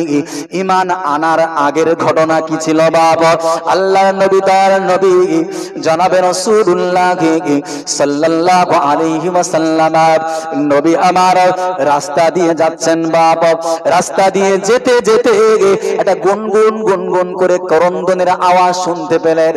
দয়ার নবী মায়ার নবী জনাবে রাসূলুল্লাহ সাল্লাল্লাহু আলাইহি ওয়াসাল্লাম এই কান্নার আওয়াজের পিছনে দৌড়াতে লাগলেন। কোথা থেকে কান্নাটা ভেসে আসবে, কোথা থেকে কান্নার আওয়াজ ভেসে আসবে? দয়ার নবী যেতে যেতে দেখলেন একটা গোয়াল ঘর, যে ঘরটার মধ্যে গরু ছাগল ভেড়া মহিষ এইগুলো থাকে, সেই রকম একটা জায়গা থেকে কান্নার আওয়াজ ভেসে আসে। দয়ার নবী সাল্লাল্লাহু আলাইহি ওয়াসাল্লাম রাত্রিবেলা যাচ্ছেন, হঠাৎ কান্নার আওয়াজ শুনতে পেলেন। আল্লাহ নবী সাল্লাল্লাহু আলাইহি ওয়াসাল্লাম কান্নার আওয়াজের পিছনে দৌড়াতে গেলেন, যে দেখলেন ওই গোয়াল ঘর থেকে একটা কান্নার আওয়াজ ভেসে আসে। কাঁদে কে, ক্রন্দন করে কে? আল্লাহ নবী ভেতরে ঢুকলেন, যে দেখলেন একটা কালো একটা মানুষ, ঠোঁটগুলো যারা মোটা মোটা, চোখগুলো ছোট ছোট, কপালটা বড়, অত্যন্ত কালো, একেবারে কুৎসিত দেখতে, কান্নাকাটি করে। চোখের যার কোনায় মস্ত বড় বড় পিছুটি রয়েছে, বাপ সাদা সাদা পিছুটি রয়েছে, দেখলে ঘৃণা লাগবে। আল্লাহ নবী সাল্লাল্লাহু আলাইহি ওয়াসাল্লাম, নবী আমার ওই কালো মানুষটা, যার চোখ দুটো ছোট ছোট, যার ঠোঁট গুলো মোটা মোটা, নাকটা চ্যাপ্টা, ওই কালো মানুষটার মাথায় হাত দিয়ে বললেন, বাবা তোমার কি হয়েছে? এই বাবা তোমার কি হয়েছে যে না বলেছে, ওই লোকটার, ওই মানুষটার কান্নার আওয়াজ আরো বেড়ে গেল। বাপ, দেখবেন অনেক বাচ্চা যখন কান্নাকাটি করে, তার কাছের দিকে ডাকবেন, ডাকলে দেখবেন সে আরো কেঁদে ফেলে, ঠিক কিনা ভুল? দুঃখটা আরো বেড়ে যায়। আল্লাহ নবী সাল্লাল্লাহু আলাইহি ওয়াসাল্লাম যখন যে মাথায় হাত দিলেন আর বললেন, বাবা তোমার কি হয়েছে, তুমি কাঁদো কেন? তো হযরত বিলাল রাদিয়াল্লাহু তাআলা আনহু উনি কান্নাটা আরো বাড়িয়ে দিলেন আর বলছেন, এই মক্কার বুকে বাবা বলে ডাকার তো কেউ নেই, এ মহান মানুষ কে হতে পারে? জনাব আপনি কে একটু বলুন। আল্লাহ নবী সাল্লাল্লাহু আলাইহি ওয়াসাল্লাম পরিচয় দিলেন। আল্লাহ নবী বললেন, এ বাবা বলো বলো তোমার কি অসুবিধা? তুমি এই রাতের বেলায় না ঘুমিয়ে কেন কান্দো? তোমার কান্নার আওয়াজটা শুনে তো আমার খুবই ব্যথা লাগে। দয়া নবী জিজ্ঞাসা করলেন, আর হযরতে বিলাল বলছেন, আমি সারাটা দিন ধরে এই মনিব আমার মালিক হচ্ছে উমাইয়া, এই উমাইয়ার ভেড়াগুলো আমি চড়িয়ে বেড়াই, এই উমাইয়ার ভেড়াগুলো চড়াই, গাধাগুলো চড়াই, তার গৃহপালিত যে সমস্ত পশুগুলো রয়েছে সবগুলো আমি সারাদিন চড়িয়ে যখন ক্লান্ত হয়ে যায়, রাতের বেলা যখন বাড়িতে আসি একটু ঘুমাবো, ঘুমাতে দেয় না। দাও এই দেখেন এই এক বস্তা জব আমার কাছে দিয়েছে, আর এই জাঁতা দিয়েছে, এই জব গুলো আমাকে জাঁতা দিয়ে পিষে আটা বার করতে হবে। আমি যদি ঘুমিয়ে যাই ক্লান্ত শরীর নিয়ে, আমাকে আবার চাবুক দিয়ে মারা হয়। এ জওয়ান যুবকেরা, তাই আমি কান্নাকাটি করি। আল্লাহ নবী হযরত বিলালকে বললেন, যাও বাবা শুয়ে পড়ো, ঘুমিয়ে পড়ো, আমি দয়া নবী মায়ার নবী, আমি মুহাম্মদ, আমি নিজেই তোমার এই জাঁতাটা পেশায় করে আটাটা বার করে দেব। আল্লাহ নবী সাল্লাল্লাহু আলাইহি ওয়াসাল্লাম তখনও কিন্তু পরিচয় দেননি বাবা। আল্লাহ নবী জাঁতাটা পেশায় করলেন, জাঁতা পেশায় করতে দয়া নবী আমার সারাটা রাত ধরে ওই জব গুলো পেশায় করে আটা তৈরি করে দিলেন বাবা। আটা তৈরি হয়ে গেল, এদিকে সকালও হয়ে গেল, হযরতে বিলাল ঘুমিয়ে পড়লেন। এতদিন কাল পর্যন্ত এতটা আরামে হযরতে বিলাল ঘুমাতে পারেননি, হযরতে বিলাল ঘুমিয়ে আছেন। দয়া নবী মায়ার নবী মুস্তাফায়ে কামলিওয়ালা মুহাম্মদ আরবি সাল্লাল্লাহু আলাইহি ওয়াসাল্লাম আমার নবী আমার বিলালের মাথায় হাত দিয়ে বললেন, বাবা গো ওঠো ওঠো ওঠো, দেখো তোমার জবগুলো আমি পিষে আটা তৈরি করে দিয়েছি। যাও তোমার মনিব যদি এসে দেখে তুমি ঘুমিয়ে আছো, আর তোমার কাজটা যদি অন্য কেউ করে এই অবস্থায় দেখে, তাহলে হয়তো তোমার ওপর আরো অত্যাচার শুরু হয়ে যাবে। দয়ার নবী সাল্লাল্লাহু আলাইহি ওয়াসাল্লাম সারাটা রাত ধরে ওই জবের আটা পিষে আল্লাহ নবী বিলালকে ঘুমিয়ে দিলেন। রাত মানে শেষ হয়ে গেল, আল্লাহ নবী আবার বিলালকে জাগিয়ে দিলেন। দয়ার নবী চলে গেলেন। অন্য দিনের তুলনায় আজকে বিলালের মনে একটু আনন্দ হবে না একটু বলেন? নবী পাক চলে গেলেন, রাত হয়ে গেছে, আবার নবী পাক এসেছে। বিলালকে বলছেন, বাবা বেলাল যাও ঘুমিয়ে যাও, তোমার কাজ আমি রাসূলুল্লাহ নিজেই করে দেব। জোরে হবে না সুবহানাল্লাহ? আর একটু জোরে হবে না সুবহানাল্লাহ? তাকবীর দেন তো, নারে তাকবীর, নারে তাকবীর। আল্লাহ নবী মায়ার নবী জনাবে রাসূলুল্লাহ সাল্লাল্লাহু আলাইহি ওয়াসাল্লাম দ্বিতীয় দিনও সারাটা রাত ধরে ওই জাতা পেশায় করে জবের আটা তৈরি করলেন। বিলাল ঘুমিয়ে গেলেন, সকাল হয়ে গেল, রাসূল জাগিয়ে দিলেন, আবারও রাসূল চলে গেলেন। তৃতীয় দিনে সেই একই রকম ব্যাপার। হযরতে বিলাল রাদিয়াল্লাহু তাআলা আনহুর আস্তে আস্তে মনের মধ্যে একটা আনন্দ আসছে। ঘুম না হলে যে অসুস্থতা ভাব হয়, অস্বস্তি ভাব হয়, সেটাও দূর হয়ে যাচ্ছে। হযরত বেলালের মনে আনন্দ আসছে, আর উনি মুস্কি মুস্কি হাসছে দিনের বেলায়। অন্যদিন দিনের বেলায়ও কাঁদতেন আর রাতের বেলায়ও কাঁদতেন। মনিব উমাইয়া দেখে বলছে, কি ব্যাপার বেলাল, অন্যদিন কান্নাকাটি করো, আজকে দেখছি তোমার মনে একটু আনন্দ আনন্দ ভাব। উনি কিছু বললেন না, ভেড়ার দল নিয়ে চলে গেলেন। তৃতীয় দিন রাসূল সাল্লাল্লাহু আলাইহি ওয়াসাল্লাম আবারও ওই জবের আটা পেশাই করার জন্য রাসূল আসলেন। আল্লাহর নবী আসার পরপরই হযরত বেলাল হাত ধরে বললেন, আপনি কে বলুন, আপনি আপনার পরিচয় না দিলে আমি বেলাল আজকে ঘুমাবো না, আপনার এই জাতা পেশাই করতে দেব না। এই গোটা মক্কা নগরে তো আপনার মতো মহামানব কেউ নাই। যে সময় আমার আপনার নবী এসেছিলেন তখন কি এরকম মায়া ভরা কোনো মানুষ ছিল? বা ছিল? কেউ ছিল না। তখন চলতো ভাই ভাইয়ের মধ্যে লড়াই, মাতা পিতার মধ্যে লড়াই, ঠিক না? কি শান্ত পরিবেশ ছিল না। আল্লাহর নবী সাল্লাল্লাহু আলাইহি ওয়াসাল্লাম বারবার অনুনয় বিনয় করার পরে রাসূল সাল্লাল্লাহু আলাইহি ওয়াসাল্লাম নিজের পরিচয় দিলেন। হযরতে বেলাল বললেন, ইয়া রাসূলুল্লাহ, আমি তো আপনাকেই খুঁজছিলাম। জোরে বলবেন না সুবহানাল্লাহ।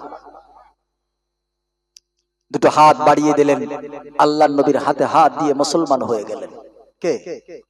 হযরতে বেলাল। মুসলমান হওয়ার পর রাসূল বললেন, বেলাল তুমি কি জানো এই মুসলমান হলে ঈমান নিয়ে আসলে কতটা কষ্ট হবে?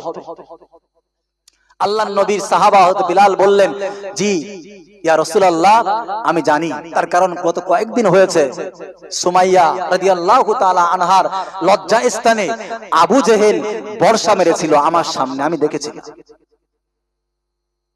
আম্মার, ইয়াসির তাদেরকে গাছে বেঁধে তাদেরকে হত্যা করা হয়েছে, আমি দেখেছিলাম। বেলাল বলছেন, সুতরাং সমস্ত কষ্ট আমি আপনার পরিচয় পাওয়ার পর সমস্ত কষ্ট আমি মেনে নিতে রাজি। জোরে বলবেন না সুবহানাল্লাহ। হযরত বেলাল রাদিয়াল্লাহু তাআলা আনহু পরের দিন, যে বেলাল রাতের বেলায়ও কাঁদতেন দিনের বেলায়ও কাঁদতেন, উনি হাসছেন আর গুনগুন গুনগুন গুনগুন করে কি একটা পড়ছেন। উমাইয়া দেখে বলছে, কি ব্যাপার বেলাল, তুমি হাসো আবার গুনগুন করে কি পড়ো? তুমি কি মুসলমান হয়ে গেছো নাকি? হযরত বেলাল রাদিয়াল্লাহু তাআলা আনহু আর গোপন রাখলেন না, উনি প্রকাশ করে দিলেন নিজের ঈমানটা। উনি বললেন যে আমি সেই আখির জামানার নবী মুহাম্মদুর রাসূলুল্লাহ সাল্লাল্লাহু আলাইহি ওয়াসাল্লামের প্রতি ঈমান নিয়ে এসে জোরে বলুন সুবহানাল্লাহ। উনি কলেমার প্রকাশ্যে উমাইয়ার সামনে কলেমাটা পড়ে দিলেন। যখন কলেমা পড়া হয়েছে তখন কি উমাইয়ার ব্রেন ঠান্ডা থাকবে বলে মনে হয়? বিভিন্ন রকম ভাবে অত্যাচার করা হলো, বিভিন্ন রকম ভাবে অত্যাচার করা হলো। আমরা শুনেছি গরম বালির উপর হয়তো বেলালের বুকে পাথর চাপিয়ে দেওয়া হয়েছিল, মুখ দিয়ে আল্লাহ আল্লাহ নাম আসছিল, জিহ্বাটা বাম হাত দিয়ে টেনে বার করে 7টা পেরেক মেরে দেওয়া হয়েছিল। পেরেক বলতে সেই জামানার কাঁটা মেরে দেওয়া হয়েছে। তাই কবি বলেছেন, বেলাল যখন ঈমান আনে কত বাধা এসেছে, তারপরে তো বেলাল আমার রাসূল নাহি ছেড়েছে। জোরে হবে না সুবহানাল্লাহ। বেলাল যখন ঈমান আনে কত বাধা এসেছে, তারপরে তো বেলাল আমার রাসূল নাহি ছেড়েছে। হাবশী বলে কেন এত ঘৃণা করো ভাই, অন্যায় ভাবে অত্যাচার কেন করা হয়? হাবশী বলে কেন এত ঘৃণা করো ভাই, অন্যায় ভাবে অত্যাচার কেন করা হয়? মরুভূমির ওপরেতে পাথর চাপা দিয়েছে, তারপরে তেও বেলাল আমার রাসূল নাহি ছেড়েছে। জোরে হবে না সুবহানাল্লাহ। মুসলিম মোরা ভাই ভাই বলি সকাল বিকাল মুখে, কয়জন মোরা পাশে দাঁড়াই আপন ভাইয়ের দুঃখে রে। আপন ভাইয়ের দুঃখে। ঠিক না বল? আমরা ভাই ভাই বলি একে অপরে, কিন্তু কেউ কিন্তু দুঃখের সময় পাশে দাঁড়ায় না। শুধু পাশে দাঁড়ায় কারা? ড্রাইভার। একজন বিপদে পড়েছে, ফোন করা হয়েছে, ড্রাইভার এসেছে, হাসপাতালে ভর্তি করেছে, কিন্তু একজন পড়ে মারা যাচ্ছে, তার সেই সময় সব ভিডিও করায় ব্যস্ত, ফেসবুকে আপলোড দেবে, কিন্তু তাদের একটু গালে পানি দেবে, তারা বাঁচানোর জন্য তারা একটু মাথায় বা ঘাড়ে পানি দেবে, তেমন লোক খুঁজে পাওয়া যায়। মুসলিম মোরা ভাই ভাই বলি সকাল বিকাল মুখে, কয়জন মোরা পাশে দাঁড়াই আপন ভাইয়ের দুঃখে রে, আপন ভাইয়ের দুঃখে। আবু বকর ছুটে যে উমায়াকে কয়, যত টাকা লাগবে লাগুক বেলাল আমার চাই। হবে না সুবহানাল্লাহ? আবু বকর রাদিয়াল্লাহু তাআলা আনহু যখন শুনলেন যে বিলাল আমার নবীর উপর ঈমান নিয়ে আসার কারণে তাকে বিভিন্ন রকম ভাবে কষ্ট দেওয়া হচ্ছে, হযরত আবু বকর রাদিয়াল্লাহু তাআলা আনহু টাকার থলি নিয়ে চলে গেলেন যে উমাইয়া বলো কত টাকা তোমার লাগবে, যত টাকা লাগবে আমি আবু বকর দিতে রাজি আছি। জোরে বলুন না সুবহানাল্লাহ। কিন্তু ঈমান ছাড়েনি হযরত বিলাল, ঈমান ছাড়েনি। এই জওয়ান যুবকেরা, হযরত খুবাইব রাদিয়াল্লাহু তাআলা আনহু তিনি ঈমান নিয়ে আসলেন। এই ঈমান নিয়ে আসার কারণে হযরত খুবাইব রাদিয়াল্লাহু তাআলা আনহুকে ওই মক্কার বেঈমান বেদিন কুফারে কুরাইশরা আল্লাহর নবী সাহাবা হযরত খুবাইব রাদিয়াল্লাহু তাআলা আনহুকে ঘরবন্দি করে দিলেন।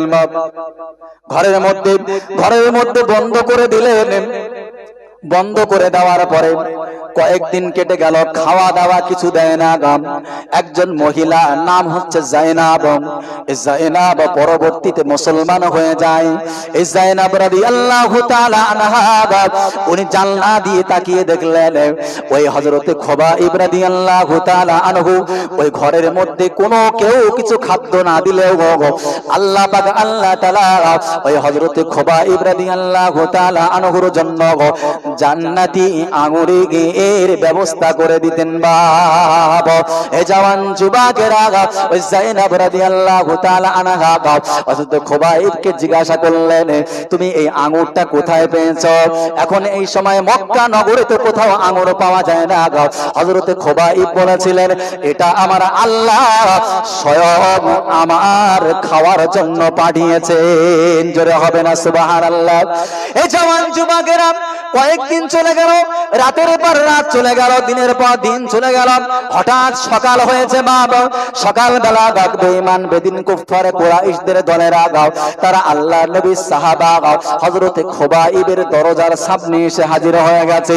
হে খুবাইব, পার হও, আজকে তোমাকে হত্যা করা হবে, আজকে তোমাকে জানে মেরে দেওয়া হবে, আজকে তোমাকে কতল করে দেওয়া হবে।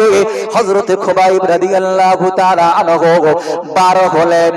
বার হওয়ার সময় দেখলেন কিছু বাচ্চা রয়েছে, কিছু বড় মানুষ রয়েছে যাদের হাতে বড় বড় পাথর, কারো হাতে বা চাকু রয়েছে, খঞ্জর রয়েছে। বাপ একের পর এক ছুঁড়ে মারে, কখনো বা মাথায় লাগে, কপালে লাগে, পায়ে লাগে, পিঠে লাগে। বাপ আল্লাহর নবীর সাহাবা পুরোপুরি জখম হয়ে গেল। বাপ হে জওয়ান যুবকেরা, আল্লাহর নবীর একজন সাহাবা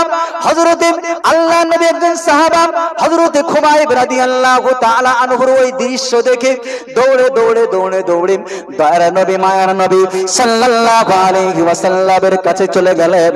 ডাক দিয়ে বললেন ইয়া রাসূলুল্লাহ, ইয়া হাবিবাল্লাহ, আপনার উপর ঈমান নিয়ে আসার কারণে, ইসলামটা গ্রহণ করার কারণে, আল্লাহকে আল্লাহ বলে মেনে নেওয়ার কারণে আপনার খুবাইবকে আজকে হত্যা করা হবে। আল্লাহ নবী দুটো হাত তুলে আল্লাহ পাকের কাছে বললেন ওগো রব্বুল আলামিন, আল্লাহ খুবাইব আমাকে ভালোবাসে, আমি রাসূলুল্লাহ খুবাইবকেও ভালোবাসি। জোরে বলো এ জওয়ান যুবকেরা, আল্লাহ নবী দোয়া করলেন আল্লাহ পাক আল্লাহ তাআলা ফেরেশতা নাজিল করে খুবাইবের ঈমানটা টিকিয়ে রাখার জন্য আল্লাহ পাক পাক সহযোগিতা করেছিলেন।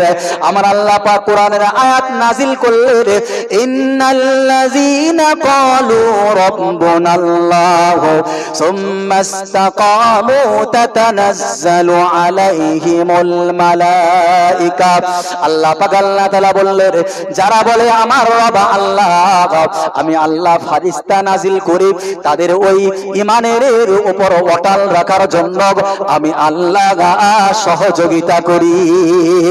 হে জওয়ান যুবকেরা, হযরত খুবাইব রাদিয়াল্লাহু তাআলা আনহুকে আল্লাহর নবী সাহাবীকে আগের দিকে নিয়ে যাওয়া হয়, পাথর মেরে মারা হয়, খঞ্জর ছুঁড়ে মারা হয়, কখনো কপালে লাগে, চোখে লাগে, নাকে লাগে, গোটা শরীরটা রক্তাক্ত হয়ে গেল।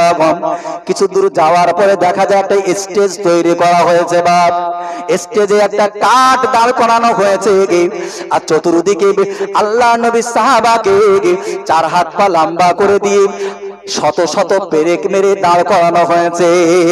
প্রতিটা পেরেকের সাথে সাথে রক্ত গড়িয়ে গড়িয়ে আল্লাহ নবীর সাহাবার গোটা শরীরটা রক্তে লাল হয়ে গেল। আল্লাহ নবীর সাহাবা হযরতে খুবাইব রাদিয়াল্লাহু তাআলা আনহু উনি নিজের শরীর দিকে তাকায় আর আল্লাহ পাকের কাছে বলে, ওগো রব্বুল আলামিন, আল্লাহ গো, আজকে আমার শরীরে যত রক্ত রয়েছে সমস্ত রক্ত যেন সাক্ষী হয়ে যায়, আল্লাহ আমি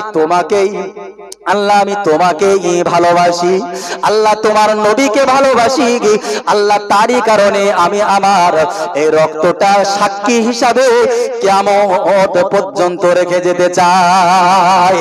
এ জওয়ান যুবকেরা, আল্লাহ নবী সাহাবা হযরত খুবাইব রাদিয়াল্লাহু তাআলা আনহুর গোটা শরীরটা রক্তাক্ত হয়ে গেল, গোটা শরীরটা রক্ত রঞ্জিত হয়ে গেল, লাল হয়ে গেল।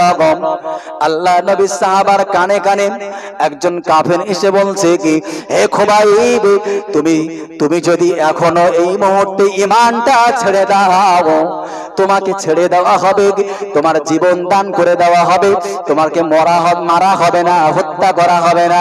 হযরত খুবাইব বললেন, আমি খুবাইব জীবন দিতে রাজি রয়েছি, কিন্তু ঈমান ছাড়তে রাজি নয়।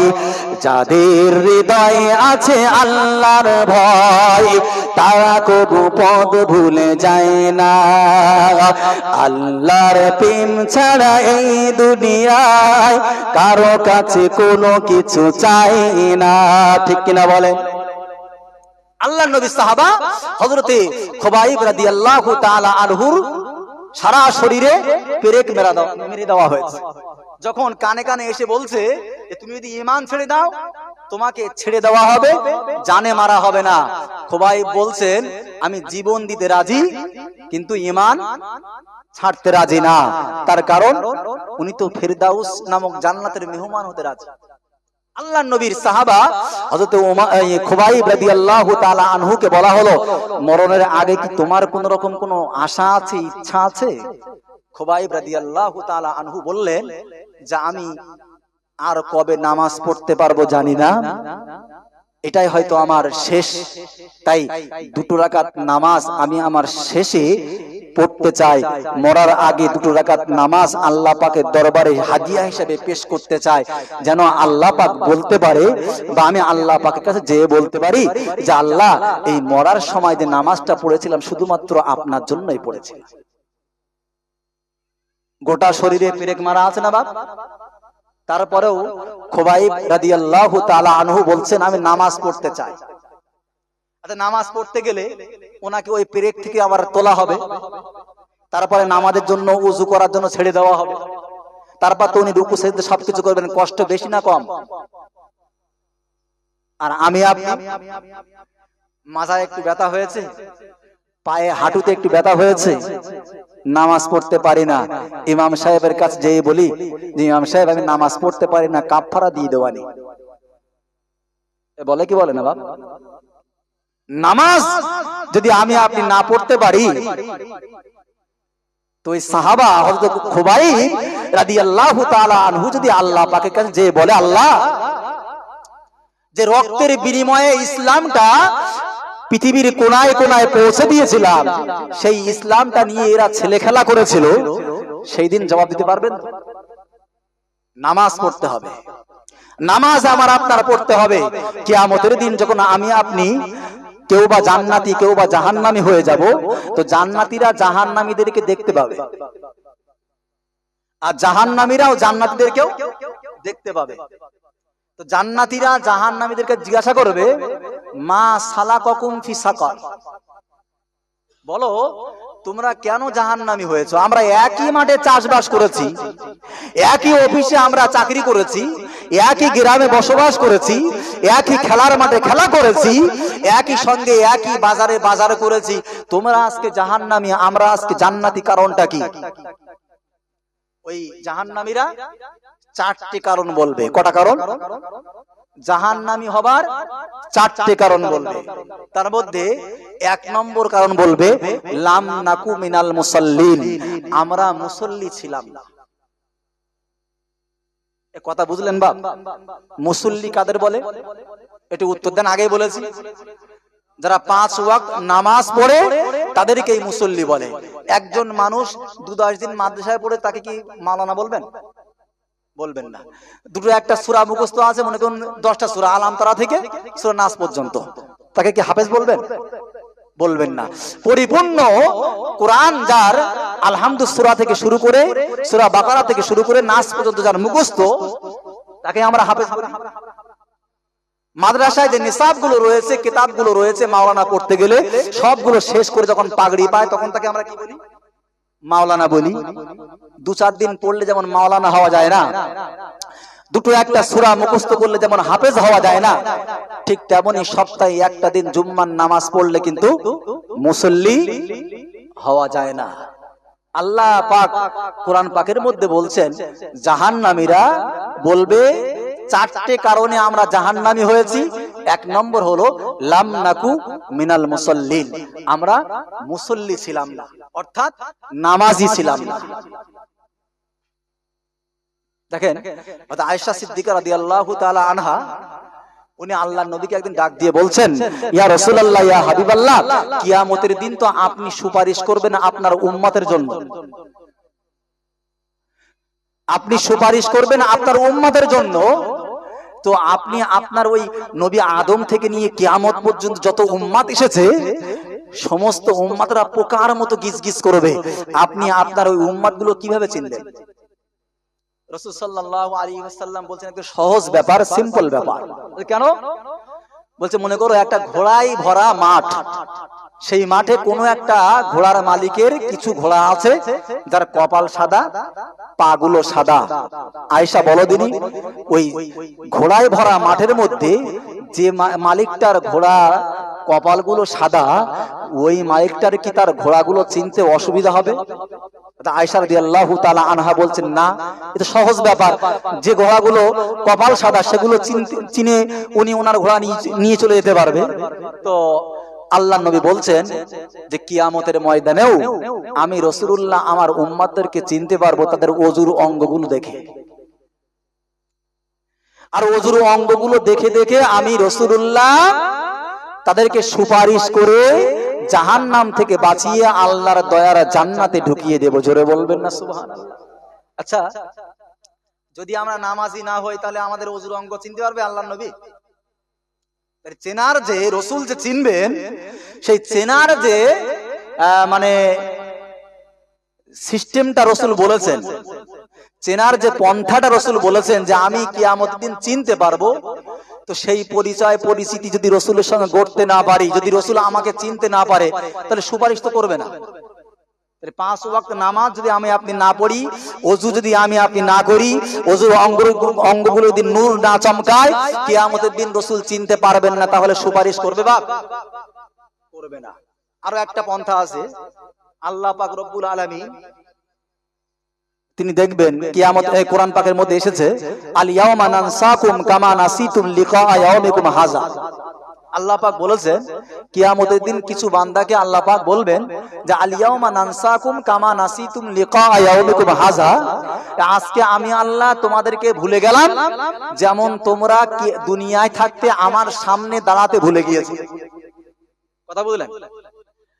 মনে করুন 5 ওয়াক্ত নামাজও পড়ি না, 5 ওয়াক্ত নামাজ পড়ি না, সপ্তাহে একটা দিন জুম্মার নামাজ পড়তে যায়, তাও দেখবে অনেক সময় খুতবা শুরু হলে অনেক প্যাসেঞ্জার যায়, যায় কি যায় না? আমাদের মসজিদের ইমাম সাহেব উনি হয়তো বায়ানের মধ্যে এটা বলেছেন অনেকবারই, যে খুতবার যে প্রথম আজান থেকে দ্বিতীয় আজান, জুম্মার দিনে যে প্রথম আজান থেকে দ্বিতীয় আজান, এই আজানের মধ্যে যে সময়টা 5টা ভাগে ভাগ করা হয়। কটা ভাগে? 5টা ভাগে। আচ্ছা, আপনাদের অসুবিধা হচ্ছে না তো? 5টা ভাগে ভাগ করা হয়। তো এই 5টা ভাগে ভাগ করা হয়, প্রথম ভাগে যারা যায় তারা উট কুরবানির সওয়াব পায়, দ্বিতীয় ভাগে যারা যায় তারা গরু কুরবানির সওয়াব পায়, তৃতীয় ভাগে যারা যায় তারা ছাগল এই দুম্বা কুরবানির সওয়াব পায়, চতুর্থ ভাগে যারা যায় তারা ছাগল কুরবানির সওয়াব পায়, আর না মুরগি কুরবানির সওয়াব পায়, মুরগি দান করার সওয়াব, আর পঞ্চম ভাগে যারা যায় তারা ডিম দান করার সওয়াব পায়। এখন এই 5টা ভাগে বিভক্ত করা, তাহলে শেষে জানা যাচ্ছে তারা ডিম দান করার সওয়াব পাচ্ছে, তাই তো নাকি?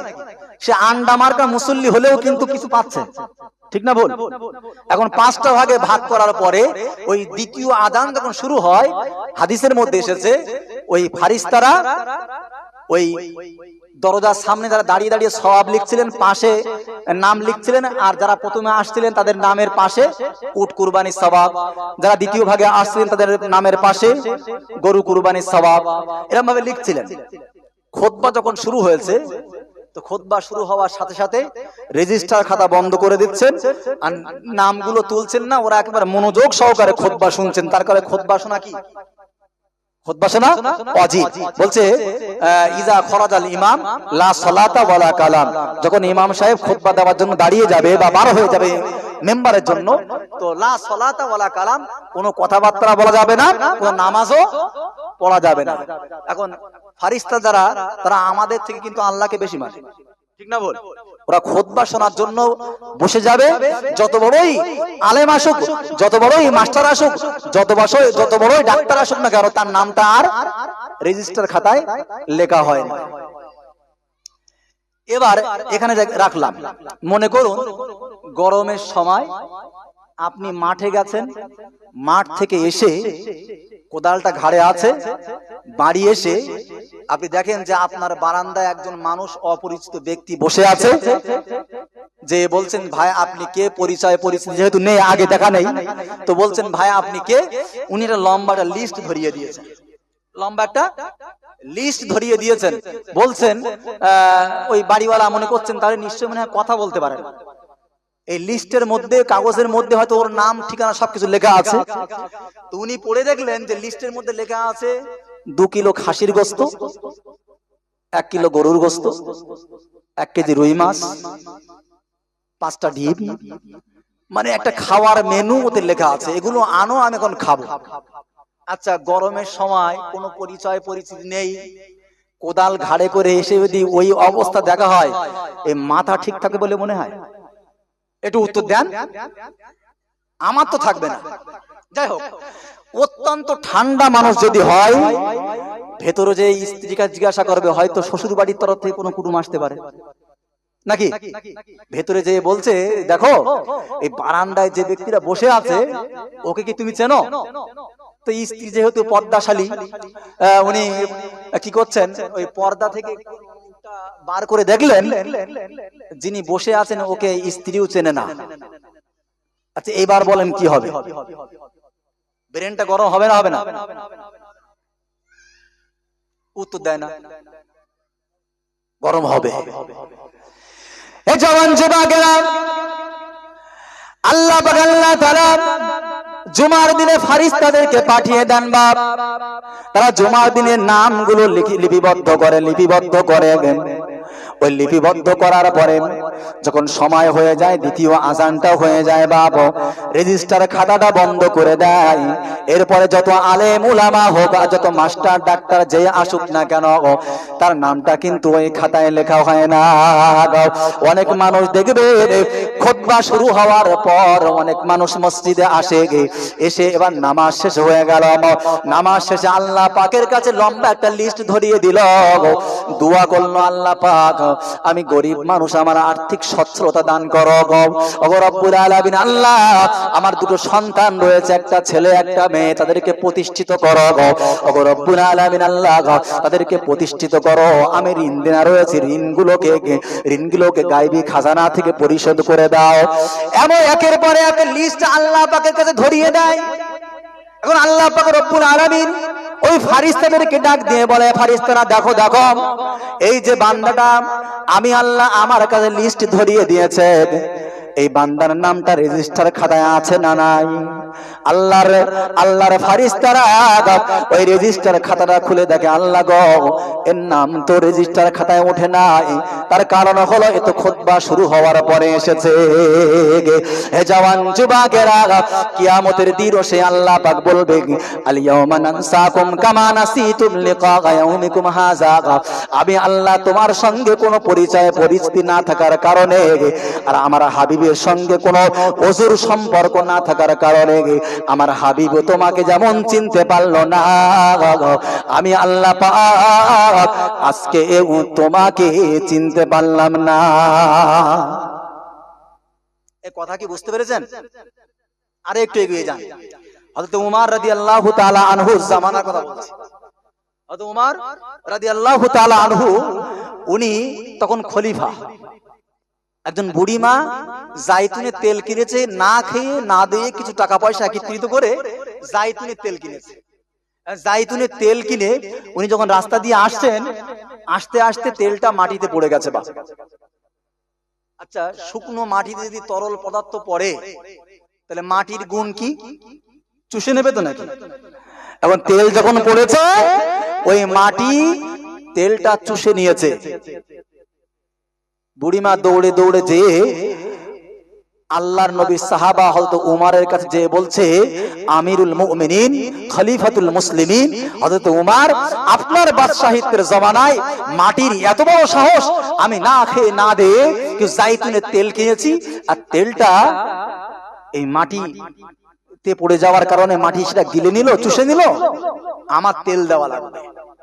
হয়তো উমর বলছে, বুড়িমা এই বাইতুল মাল থেকে, সরকারি যে ফান্ড আছে, ওই ফান্ড থেকে কিছু টাকা পয়সা আমি দিয়ে দিচ্ছি, যাও অন্য একটা দোকান থেকে নিয়ে আবার তেল কিনে বাড়িতে চলে যাও। বুড়িমা বলছে, যে তেল পড়েছে ওই তেল দেওয়া লাগবে, না হলে কিয়ামতের দিন আমি বুড়িমা তোমার কাছ থেকে জবাব নিয়ে ছাড়বো। সম্ভব? ওই তেল দেওয়াকে ফিরিয়ে দেওয়া সম্ভব? সম্ভব না।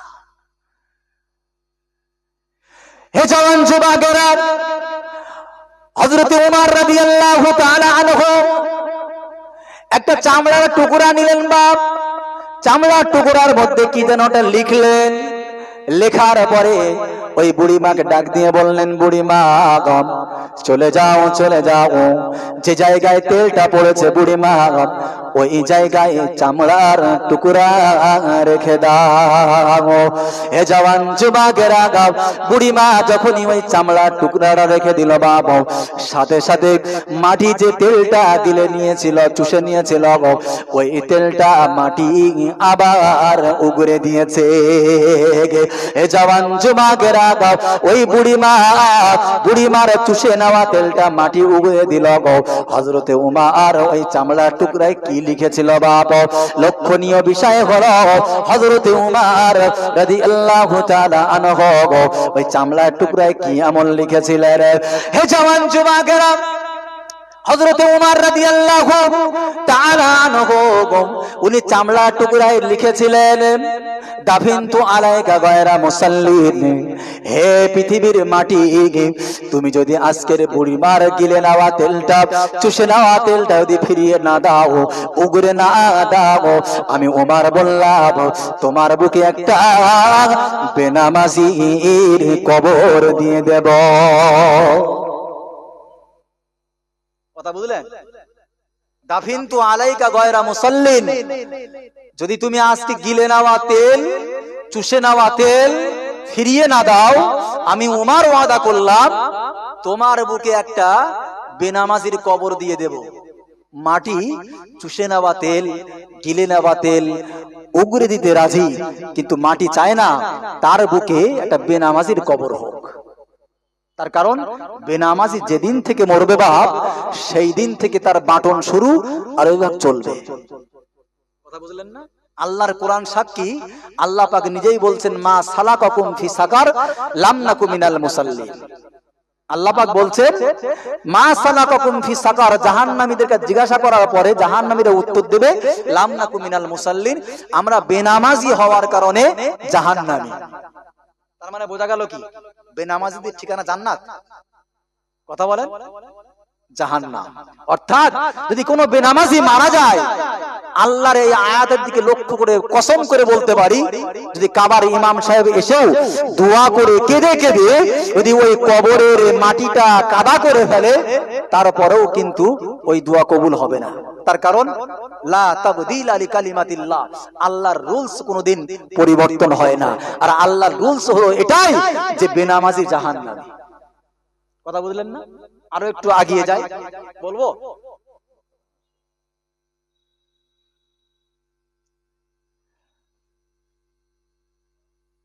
হযরতে হুসাইন রাদিয়াল্লাহু তাআলা আনহু কারবালার ময়দানে শহীদ হয়েছিলেন। আমি আপনি সকলে শুনেছি কারবালার বিশাল ইতিহাস, ওদিকে আমি যাব না, সংক্ষেপে বলছি দু একটা কথা। হযরতে হুসাইন রাদিয়াল্লাহু তাআলা আনহু কি ওখানে যুদ্ধ করতে গিয়েছিলেন? জাননি। তার কারণ ওনার সঙ্গে মাত্র 150 জন মানুষ ছিল। তার মধ্যে কিছু ছিল সৈন্য, কিছু ছিল ছোট ছোট বাচ্চা, আবার কিছু মহিলা, কিছু বৃদ্ধ মানুষ, কিছু বৃদ্ধা মহিলা, আর আবার কিছু যুবক ছেলে। সব মিলিয়ে অনেক বর্ণনা এসেছে। তো 150 জনের বর্ণনা আমি বলছি। তো 150 জনের একটা কাফিলা নিয়ে উনি যখন কারবালার ময়দানে পৌঁছালেন, যে দেখলেন এজিদের দল, তারা আল্লাহর নবীর নওয়াসা হযরতে হুসাইনকে ঘিরে দাঁড়িয়ে গেছে। হযরতে হুসাইন রাদিয়াল্লাহু তাআলা আনহু তাদের শর্তগুলো না মানার কারণে হুসাইনের সঙ্গে কি হয়েছিল? যুদ্ধ হয়েছিল, লড়াই হয়েছিল। তো হুসাইন রাদিয়াল্লাহু তাআলা আনহু, আগেকার জমানায় একটা যুদ্ধের নিয়ম ছিল, উভয় পক্ষের দুইজন পালোয়ান বা শক্তিশালী লড়াকু আসবে সামনে, লড়াই হবে, যারা জিতবে আর যারা হারবে, যদি হারা পার্টি হার স্বীকার করে নেয়, যুদ্ধ ওখানে শেষ। আর যদি হারা পার্টি যদি মানে হার স্বীকার না করে লড়াই চালিয়ে যেতে চায়, তাহলে যুদ্ধ চলতে থাকবে। তো উভয় পক্ষের দুইজন শক্তিশালী দরকার আগে। তো হুসাইন রাদিয়াল্লাহু তাআলা আনহুর তরফ থেকে ওনার বড় ছেলে, মাত্র বয়স 14 বছর, ওনাকে পাঠানো হচ্ছে। আর ইয়াজিদের দল থেকে একজনকে পাঠানো হচ্ছে পালোয়ান। তো হুসাইন রাদিয়াল্লাহু তাআলা আনহুর বড় ছেলে, ওনার নাম হচ্ছে আলী আকবর রাদিয়াল্লাহু তাআলা আনহু। উনি তখন 14 বছরের যুবক। আল্লাহর নবীর নওয়াসা হযরত হুসাইন রাদিয়াল্লাহু তাআলা আনহুকে ডাক দিয়ে বলছেন, আব্বা জান, আমি জানি যে এখনই এই মুহূর্তে আমি ওর সামনে গেলে ও আমাকে 4 টুকরো করে ফেলবে, আমি মরে যাব, শহীদ হয়ে যাব। আব্বা জান, আপনার নানা যে জায়গায়, যে চেহারায় চুমা দিয়েছিলেন, আমি শহীদ হওয়ার আগে আপনার ওই চেহারায় একটাবার চুমা দিতে চাই। মায়া ভরা কণ্ঠে বলছে। বাপ হয়ে বাপের মনে আঘাত লাগবে না, লাগবে না বাপ? আলী আকবর রাদিয়াল্লাহু তাআলা আনহু যখন এই কথা বলেছেন, হুসাইন রাদিয়াল্লাহু তাআলা আনহু টুক করে চেহারাটা বাড়িয়ে দিলেন। আলী আকবর রাদিয়াল্লাহু তাআলা আনহু চুমা খেয়ে আল্লাহু আকবর বলে যুদ্ধের ময়দানে চলে গেলেন। সাথে সাথেই 4 টুকরো করে আলী আকবরকে হুসাইনের কোলে ছুঁড়ে ফেলা হয়েছে। আগে যে হুসাইনের মুখে চুমা দিল যে সন্তান, সেই সন্তান আবার 4 টুকরো অবস্থায় শহীদি অবস্থায় সামনে এসে উপস্থিত। এদিকে ঘর থেকে মানে তাবু থেকে আওয়াজ আসছে যে তোমার এই ছোট্ট বাচ্চা আলী আসগার পানি পিপাসায় কাতর হয়েছে, একটু পানি দাও। হুসাইন রাদিয়াল্লাহু তাআলা আনহু ডাক দিয়ে বললেন যে তোমাদের সঙ্গে আমার শত্রুতা থাকতে পারে, কিন্তু ছোট্ট বাচ্চার সঙ্গে কোনো শত্রুতা নাই, তাই বলি যে একে একটু পানি পান করা। একজন মানুষ সে তার মাথায় তীর মারলো, সাথে সাথে দেখা যাচ্ছে ওই ছোট্ট বাচ্চা আলী আসগার শহীদ হয়ে গেল। শুনেছেন না? আল্লাহর নবীর নওয়াসা হযরত হুসাইন রাদিয়াল্লাহু তাআলা আনহু যোহরের নামাজটা আদায় করলেন। যোহরের নামাজটা আদায় করে উনি যুদ্ধ শুরু করলেন। একটানা 4 ঘন্টা যুদ্ধ করলেন। কত ঘন্টা বললাম? 4 ঘন্টা যুদ্ধ করার পরে আসরের সময় হয়ে গেছে। আল্লাহর নবীর নওয়াসা হযরত হুসাইন রাদিয়াল্লাহু তাআলা আনহু হাত দুটো উঁচু করলেন, তলোয়ারটা ফেলে দিলেন। ইয়াজিদের লোকেরা মনে করলো হুসাইন মনে হয় আত্মসমর্পণ করেছে, হার মেনে নিয়েছে। হযরত হুসাইন রাদিয়াল্লাহু তাআলা আনহু বলছেন, না, আমি হুসাইন হার মানিনি। আমি যোহরের নামাজ পড়ে যুদ্ধ শুরু করেছিলাম, আসরের সময় হয়ে গেছে, আসরের নামাজটা আদায় করব, তাই হাতটা উঁচু করেছি। এসো সকলে এসো, আমরা জামাতের সহিত আসরের নামাজটা আদায় করি। জোরে বলবেন না সুবহানাল্লাহ? কাদেরকে ডাকছে? কাদেরকে ডাকছে? বিরোধী পক্ষ ইয়াজিদের দলদেরকে ডাকা হচ্ছে। ডাকছেন কে? জান্নাতি যুবকদের সর্দার হযরত হুসাইন রাদিয়াল্লাহু তাআলা আনহু। বোঝা গেল নামাজের দিকে ডাকে যারা, তারা কোন দলের লোক? একটু বলেন। হুসাইন দলের লোক। যারা নামাজের দিকে ডাকে তারা হচ্ছে হুসাইন দলের লোক। হুসাইন রাদিয়াল্লাহু তাআলা আনহু যখন ডাকলেন যে তোমরা এসো, আমরা জামাতের সহিত নামাজটা আদায় করি, শত্রু তারপরেও বলছেন এসো জামাতের সহিত নামাজটা আদায় করি। ওই ইয়াজিদের লোকেরা তখন বলছে তুমি তোমার কাজ করো, আমরা আমাদের কাজ করি, তুমি কি আমাদের কোন রকম কোন হিসাব কিয়ামতের দিন দেবে?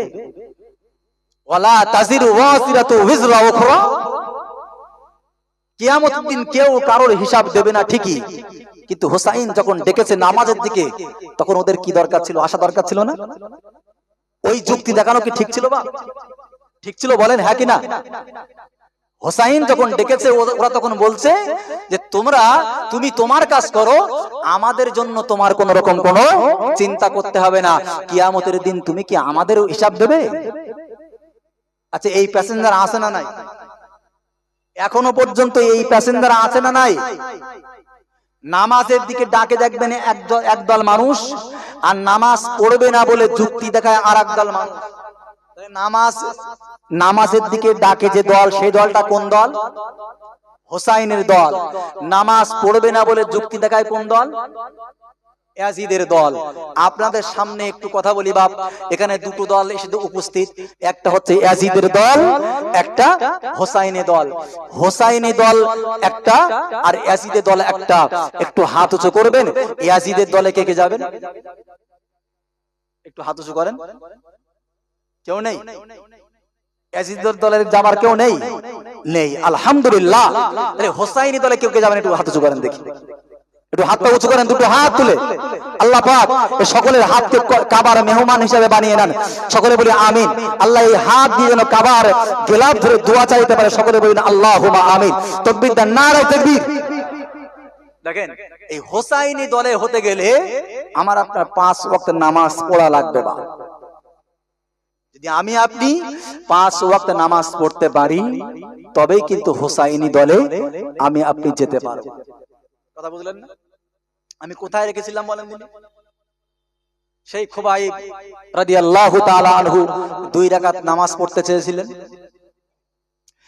হে জওয়ান যুবকেরা, আল্লাহর নবীর সাহাবা হযরত খুবাইব রাদিয়াল্লাহু তাআলা আনহু উনি এবার 2 রাকাত নামাজ পড়লেন।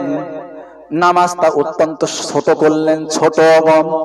আল্লাহ নবীর এই ছোট নামাজ দেখে বেঈমান বেদিন কুফার কুরাইশরা আল্লাহ নবীর সাহাবা হযরতে খুবাইবকে ডাক দিয়ে বললেন, হে খুবাইব, কি ব্যাপার? আমরা মনে করেছিলাম মরণের ভয় হয়তো তুমি একটু লম্বা কিরাত ধরবে, তুমি একটু লম্বা হয়তো নামাজ পড়বে, কিন্তু না না না, দেখতে পেলাম তুমি দেখলাম শর্টকাট ছোটখাটো নামাজ পড়লে। এটা আবার কেমন নামাজ হলো? হযরতে খুবাইব রাদিয়াল্লাহু তাআলা আনহু ডাক দিয়ে বললেন, হে বেঈমান বেদিন কুফার কুরাইশরা, আমি যদি লম্বা একটা কিরাত ধরতাম, আমি যদি লম্বা একটা নামাজ পড়তাম, তাহলে তোমরা হয়তো হাসি ঠাট্টা করতে। দেখো দেখো দেখো, এই খুবাইবের হয়তো মরণের ভয় এসে গেছে, যারই কারণে লম্বা কিরাত ধরেছে। আমি খুবাইব চাই না যে অল্প সময়ের জন্য হলেও আমি খুবাইবের জন্য ইসলামকে নিয়ে কেউ একটু কটূক্তি করুক, আমি চাই না।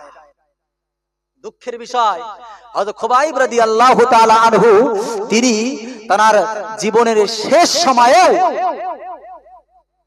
ইসলামকে হাস্যকর বানাতে রাজি হননি, যে আমাকে নিয়ে কেউ ইসলামকে কটূক্তি করুক, এটা খুবাইব রাদিয়াল্লাহু তাআলা আনহু চাননি। কিন্তু আমার আপনার মুসলমান ভাই বাবাজি বলেন বা ছেলেরা বলেন, যুবক যুবতীরা বলেন, তারা ইসলামকে একটা হাস্যকর বানিয়ে দিয়েছে। ঠিক না ভুল? দেখলে মনে হবে না যে মুসলমান মুসলিম না অমুসলিম, ঠিক না? দেখবেন যুবকেরা এরা আজকাল এমন ভাবে চলতে শুরু করেছে, অমুসলিমরা তারা গর্ব করে, দেখ এরা আমাদের কাজগুলো এরাই করে দেয়, এরা আমাদের কাজগুলো এরাই করে দেয়। এই যে সরস্বতী পূজা হয়ে গেল, আবার সামনে একের পর এক পূজা আসবে, দেখবেন আমার মা বোনেরা স্কুলের পড়ুয়া যে সমস্ত ছাত্রীরা তারা সুন্দর সুন্দর শাড়ি পরে স্কুলে যায়, যায় কিনা?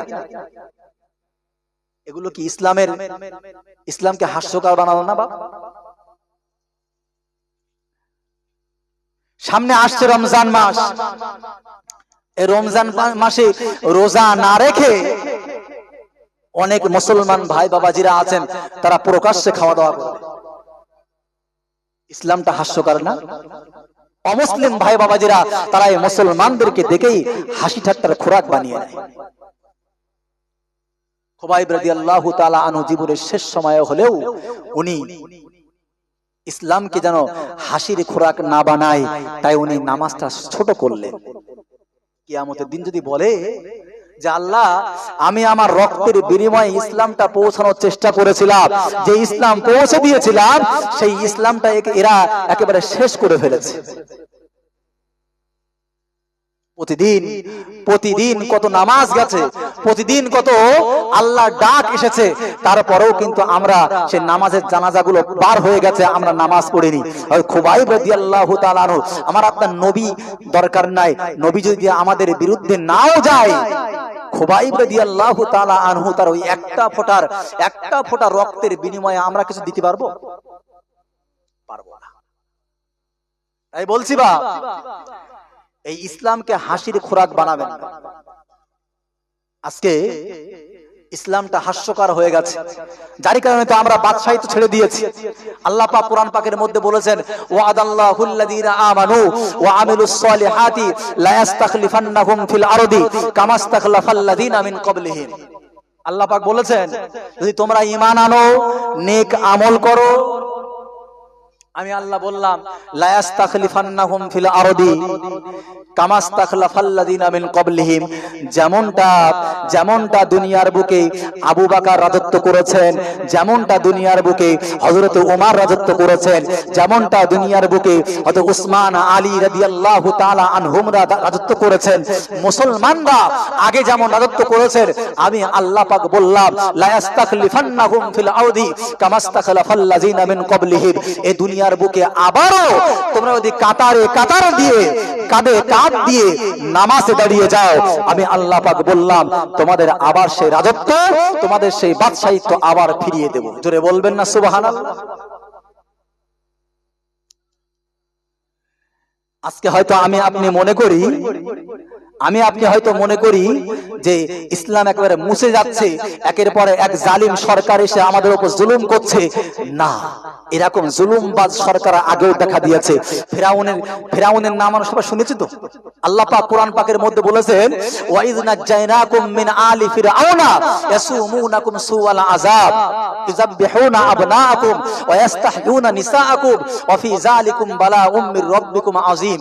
আল্লাহ পাক বলছেন, এমন একটা সময় ছিল, এই যে সময় ফেরাউন ওই মেয়েদেরকে দাসী বানাতো আর যুবকদেরকে, ছেলেদেরকে মেরে ফেলতো। আজকের জমানায়ও কিন্তু মুসলমানদেরকে কচু কাটা করা হচ্ছে, ঠিক না? মুসলমানদেরকে মেরে দেওয়া হচ্ছে, মুসলমানদের মসজিদে যে দাঁড়িয়ে পেশাব করা হচ্ছে, শুনেছেন না? এসবগুলো হচ্ছে। কোরআন প্রকাশ্যে পুড়িয়ে দেওয়া হচ্ছে, মসজিদগুলো ভাঙা হচ্ছে, ওয়াকফ সম্পত্তিগুলো নিজেদের নামে করে নেওয়ার জন্য বিল পাস করা হচ্ছে, ঠিক না ভুল? সব কিন্তু আমার আপনার জন্য। এই আমার আপনার মতো কিছু নামধারী ছদ্মবেশী মুসলমানদের জন্য হচ্ছে। আরে ফজরের নামাজের কোন যুক্তি আছে? বলেন, ফজরের সময় যখন আজান হয়, ফজরের মুসল্লি কজন হয়? একটু উত্তর দেন। 4-5 জন হয়। দেখেন, এত বড় একটা গ্রাম, 4-5 জন যদি ফজরের মুসল্লি হয়, তাহলে তো অবশ্যই বিরোধী পক্ষ বলবে যে 4-5 জনের জন্য কেন আমাদের ঘুমটা মিস করা হবে, ফজরের আজান বন্ধ করে দাও। তাহলে ইসলামের শত্রু তারা না আমরা? একটু বলেন। আমরা কিন্তু ছদ্মবেশী মুসলমান, আমরা ইসলাম বিদ্বেষী মুসলমান, যার কারণে আমি বলবো যে এই আমাদের জন্যই এই মসজিদগুলো ভাঙা হচ্ছে। আসুন না, ফজরের নামাজ যখন সময় হয়ে যাচ্ছে, কাতারে দিয়ে আমরা সকলে জামাতের সহিত নামাজ পড়ি। জোহরের সময় হয়ে যাচ্ছে, জোহরের সময় কাতারে দিয়ে আমরা মসজিদ ভরে নামাজটা পড়ি। 5 ওয়াক্ত নামাজ যখন ভরপুর মুসল্লি হবে, তখন মসজিদগুলো ভাঙতে গিয়ে ওই বিধর্মীদের দিলের মধ্যে ভয় আসবে। আর মসজিদ ফাঁকা পড়ে আছে, মসজিদ তো বিধর্মীরা এসে পেশাব করবেই করবে, ওয়াকফ সম্পত্তিগুলো ধরবেই, সেগুলো তো তাদের নিজের নামে করবেই। কথা বুঝলেন না? কেউ ভুল বুঝবেন না বাপ, দয়া করে ভাষাগত দিক দিয়ে যদি কোনো রকম কোনো ভুল ত্রুটি হয় আপনারা মাফ করবেন। কোরআন হাদিসের ব্যাখ্যা যদি কোনো ভুল ত্রুটি করে থাকি, আল্লাহ পাক ক্ষমা করুন, সকলে বলি আমিন। এখন ভাইজান এসে গেছেন, মাওলানা হাসিবুর রহমান সাহেব, আমরা সকলে চিনি জানি, উনি খুব সুন্দর বক্তব্য রাখেন এবং সমাজে যেগুলো ঘটে সেগুলো নিয়েই উনি আলাপ আলোচনা করেন। আল্লাহ পাক তার ইলম ও আমলে বরকত দান করুক, সকলে বলি আমিন। দোয়া করবেন, দরুদ শরীফ, আল্লাহুম্মা সাল্লি আলা